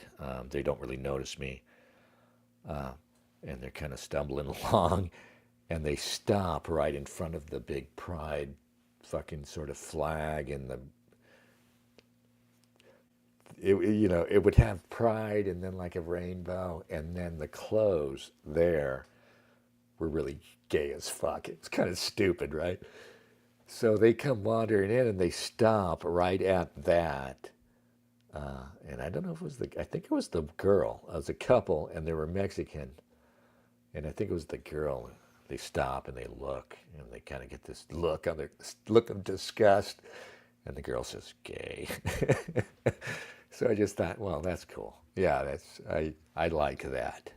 And I was talking about how you're looking to the guy next to you. People are looking for that sort of thing. You know what I mean? Yeah. And people think it's horrible. Oh, Dennis, you're saying there that people are just looking to say it's okay to be homophobic. Yeah. Yeah. You know, I'm old enough to remember when routinely it was, you know, regular guys. We would make jokes about it, and you might get into a fight if somebody suggested you were gay. Through that to when gay used to mean bougie or just corny, right, for a long time, and then they got rid of that. So now we're in this weird world where we're all supposed to say, yeah, busting some other guy in the ass. That's just, I'm indifferent to it. Hope you have fun doing it. And we're starting to learn, I think, after a while of this, that no, we're kind of disgusted by homosexual practices. And we're kind of tired of this sort of oppressive air that shrouds it, the subject. And so you're just looking to your friend to say something like, fuck that gay shit, right? But, the oppression is still heavy. We still live in a world where, most of the time, and I'm not like in a white collar environment, mostly blue collar environment. And people just we don't make the gay jokes anymore. We don't, you don't ever hear guys say, regular working guys, oh, that's fucking gay. We say it online. But I don't know if you guys have had the same experience, but in person, you don't say it. But me, like I said, I kind of miss when we used to make fun of the homos. The OC days of DD, says Art Bell, the happiest Dennis I ever saw. The sunlight brightened up DD. No, we can't have sunlight. It's a disinfectant. Phil says, I read Portland is lobbying for a Major League Baseball team. The audacity to think people want to visit one of the most anti-white cities in the country. Yeah, that's funny, right? They want a Major League Baseball team. I mean, I guess they could support one. It's not a big town. Seattle is considerably bigger. I don't know if they could support one, right? Art Bell, great Seinfeld episode. Not that there is anything wrong with that. Said 40 times, meaning that there is an objection. Yeah. You can't even do that anymore, though. You can't even make that joke anymore. Phil says, I get stone-faced looks from people terrified to even speak about the most basic of things. There's still a Stasi chill in this country. I have to pry realness out of people, and still they hesitate. Yes, that's exactly what we're in, and it's not healthy.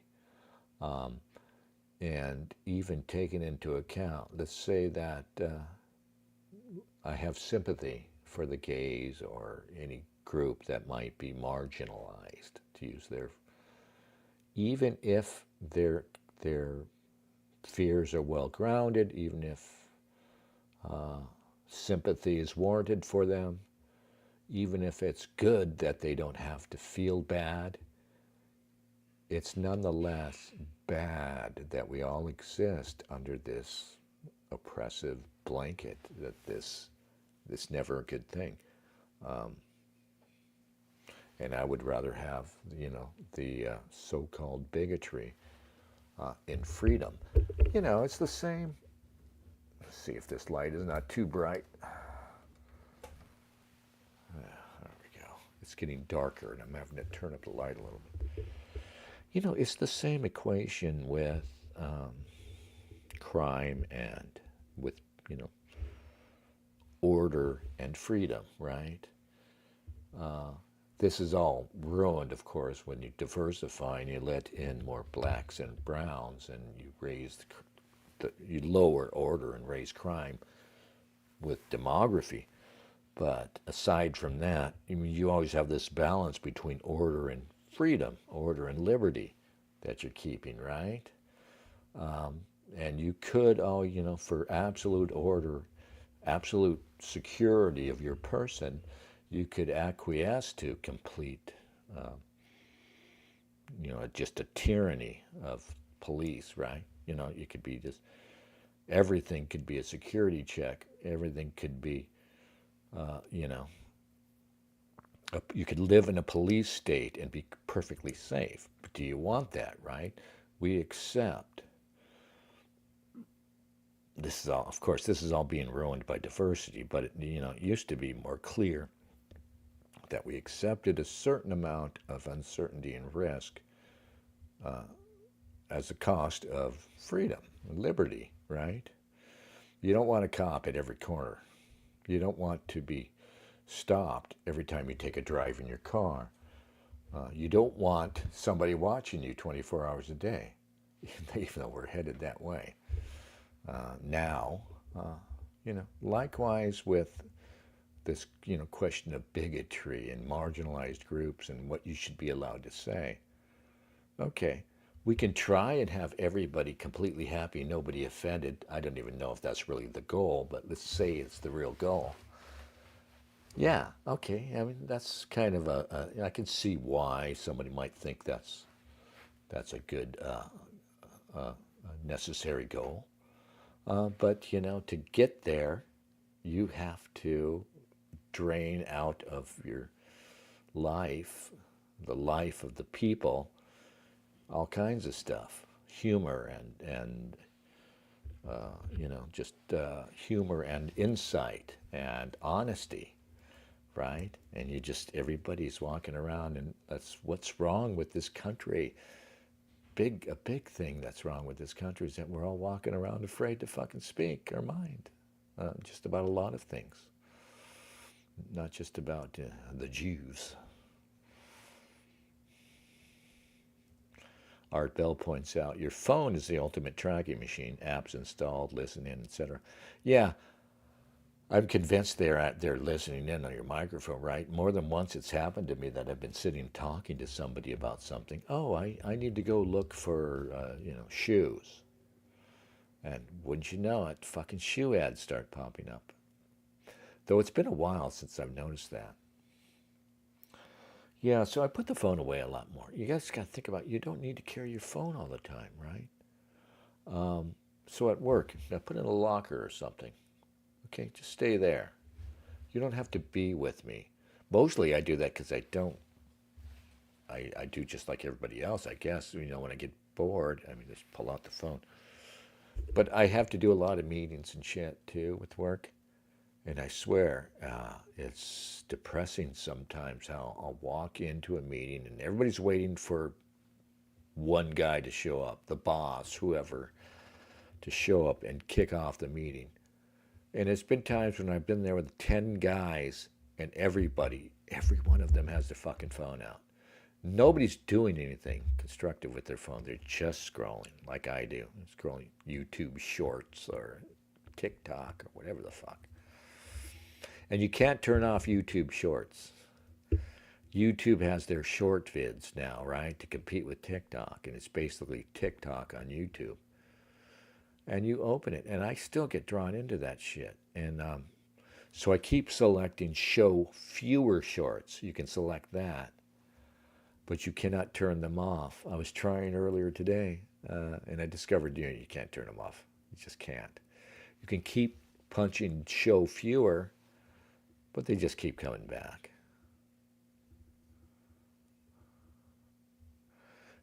Art Bell says TV cable boxes listen and serve ads since 1995. Wow, really?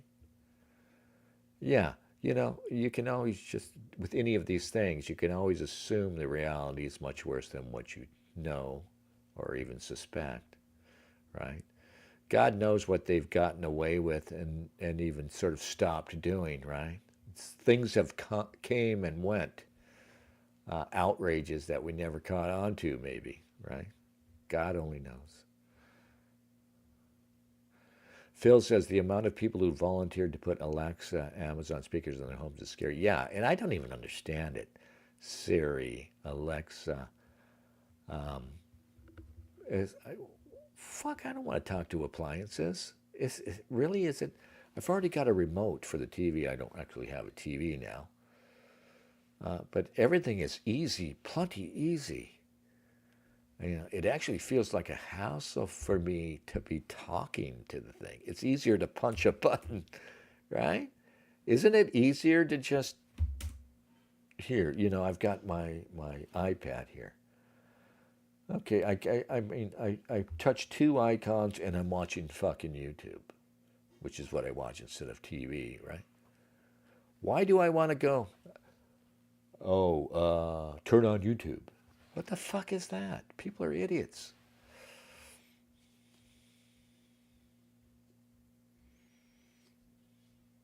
Phil says everyone falls for an amusing animal short every now and then. Oh yeah, I still do it. Sentimental, yeah. I veer from watching like cute or sentimental animal vids, right? You know, that we don't deserve pets. Dogs are the best. Look at this cat kind of shit. From that to watching clips of MMA fights, you know, watch this guy get his brains knocked out. So even that sounds fucking unhealthy. It's all so unhealthy.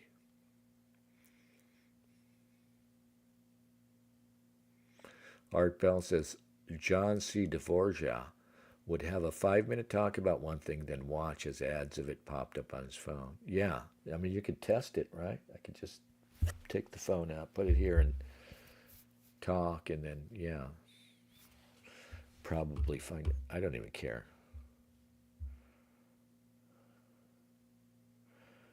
Art Bell says, wish Dennis would use them to play Beach Boys video Paul McAbrine's. I'll play some Beach Boys eventually. You're always mentioning Beach Boys. I love Beach Boys. For some reason, they never make it into the playlist here. Phil says they must send everyone the same shorts. Mine are all animal vids to MMA knockouts. I think those are just really popular. You know, it's like sugar and salt, you know? Yeah. I got to stop, though. You know, I mean, it's not entirely bad. If you could just meter out a little bit at a time, you know, you see remarkable things. There are things of interest. I mean, you could fashion an argument for it, but I'm getting older. I have not much time left, and I want to do something meaningful with my life, right? And I don't want to waste time anymore. Art Bell says, I bet Dee Dee never goes to Rumble one time per year. Yeah, maybe once a month I'll find myself at Rumble, but I never get there. Yeah. I should. Oh, excuse me. I should make a point of going to Rumble occasionally, but like I said, I'm trying to deliberately stay offline, read books, and do things. Yeah. I mean, I'm still planning to spend plenty of time on the phone or online as it is. I'm just trying to cut that all down. Phil says BitChute has had a bit of a resurgence as well. Yeah, Odyssey 2, says Art Bell, not easy to spell.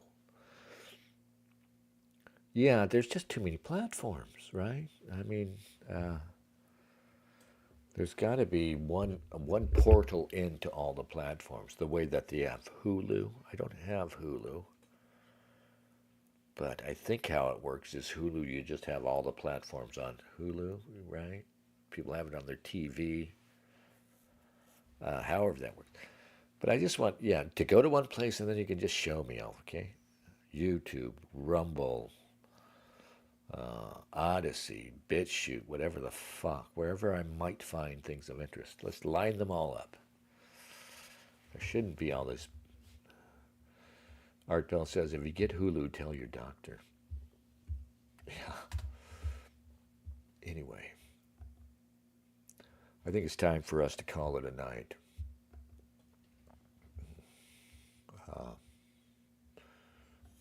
Here, this is the outro song. I'll be right back. Let me take myself down.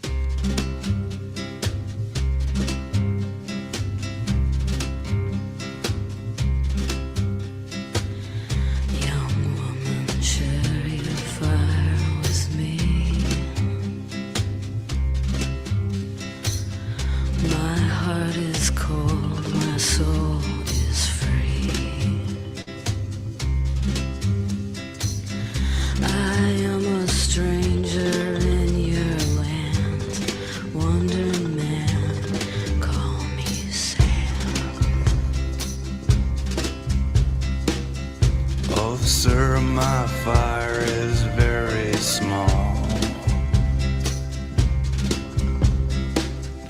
It will not warm thy heart at all, but thee may take me by the hand, hold me, and I'll call thee Sam. Share your fire with me. My heart is cold, my soul is free. I am a stranger in your land, wandering, call me sand. At night, when stars light up my sky, oh sir, I dream my fire is high. Oh, taste these lips, sir, if you can. Wandering man, I'll call you sand.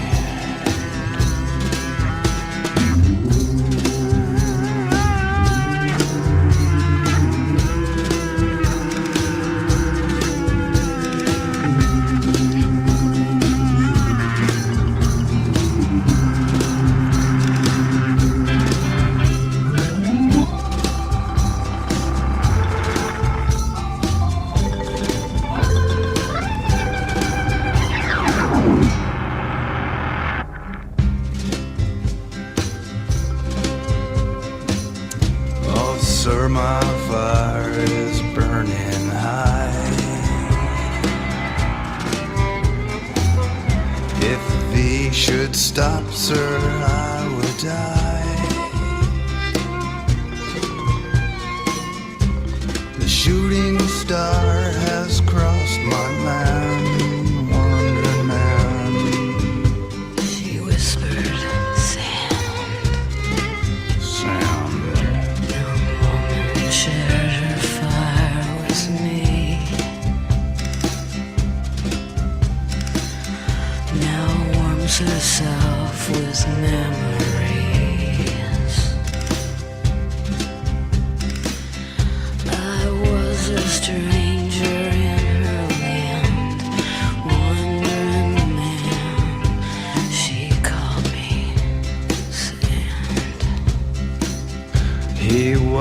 was a stranger in my land, wandering man.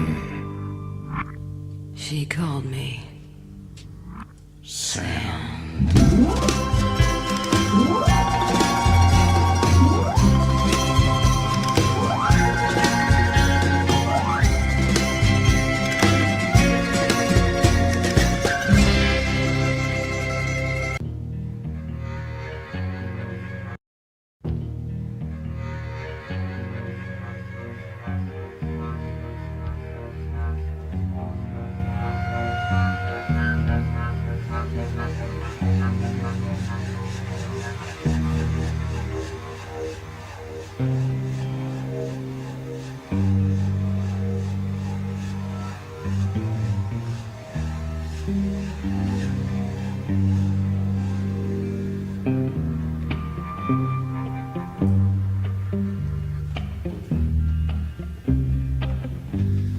crackling water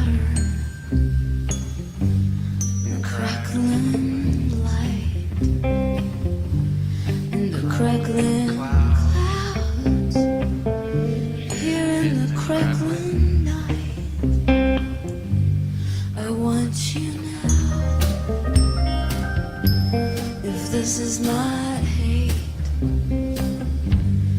I don't know how I ever over underrate.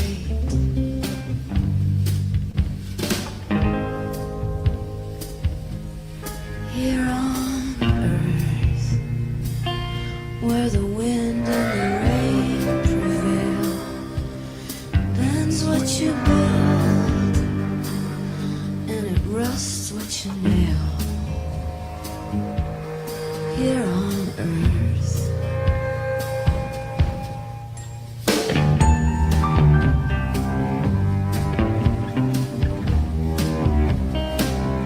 when the weather is warm and the cool rains return and the wind's fully formed and the storm will finally earned, yeah, I'll return. When the weather is warm with the gray I burn and my heart now fully formed.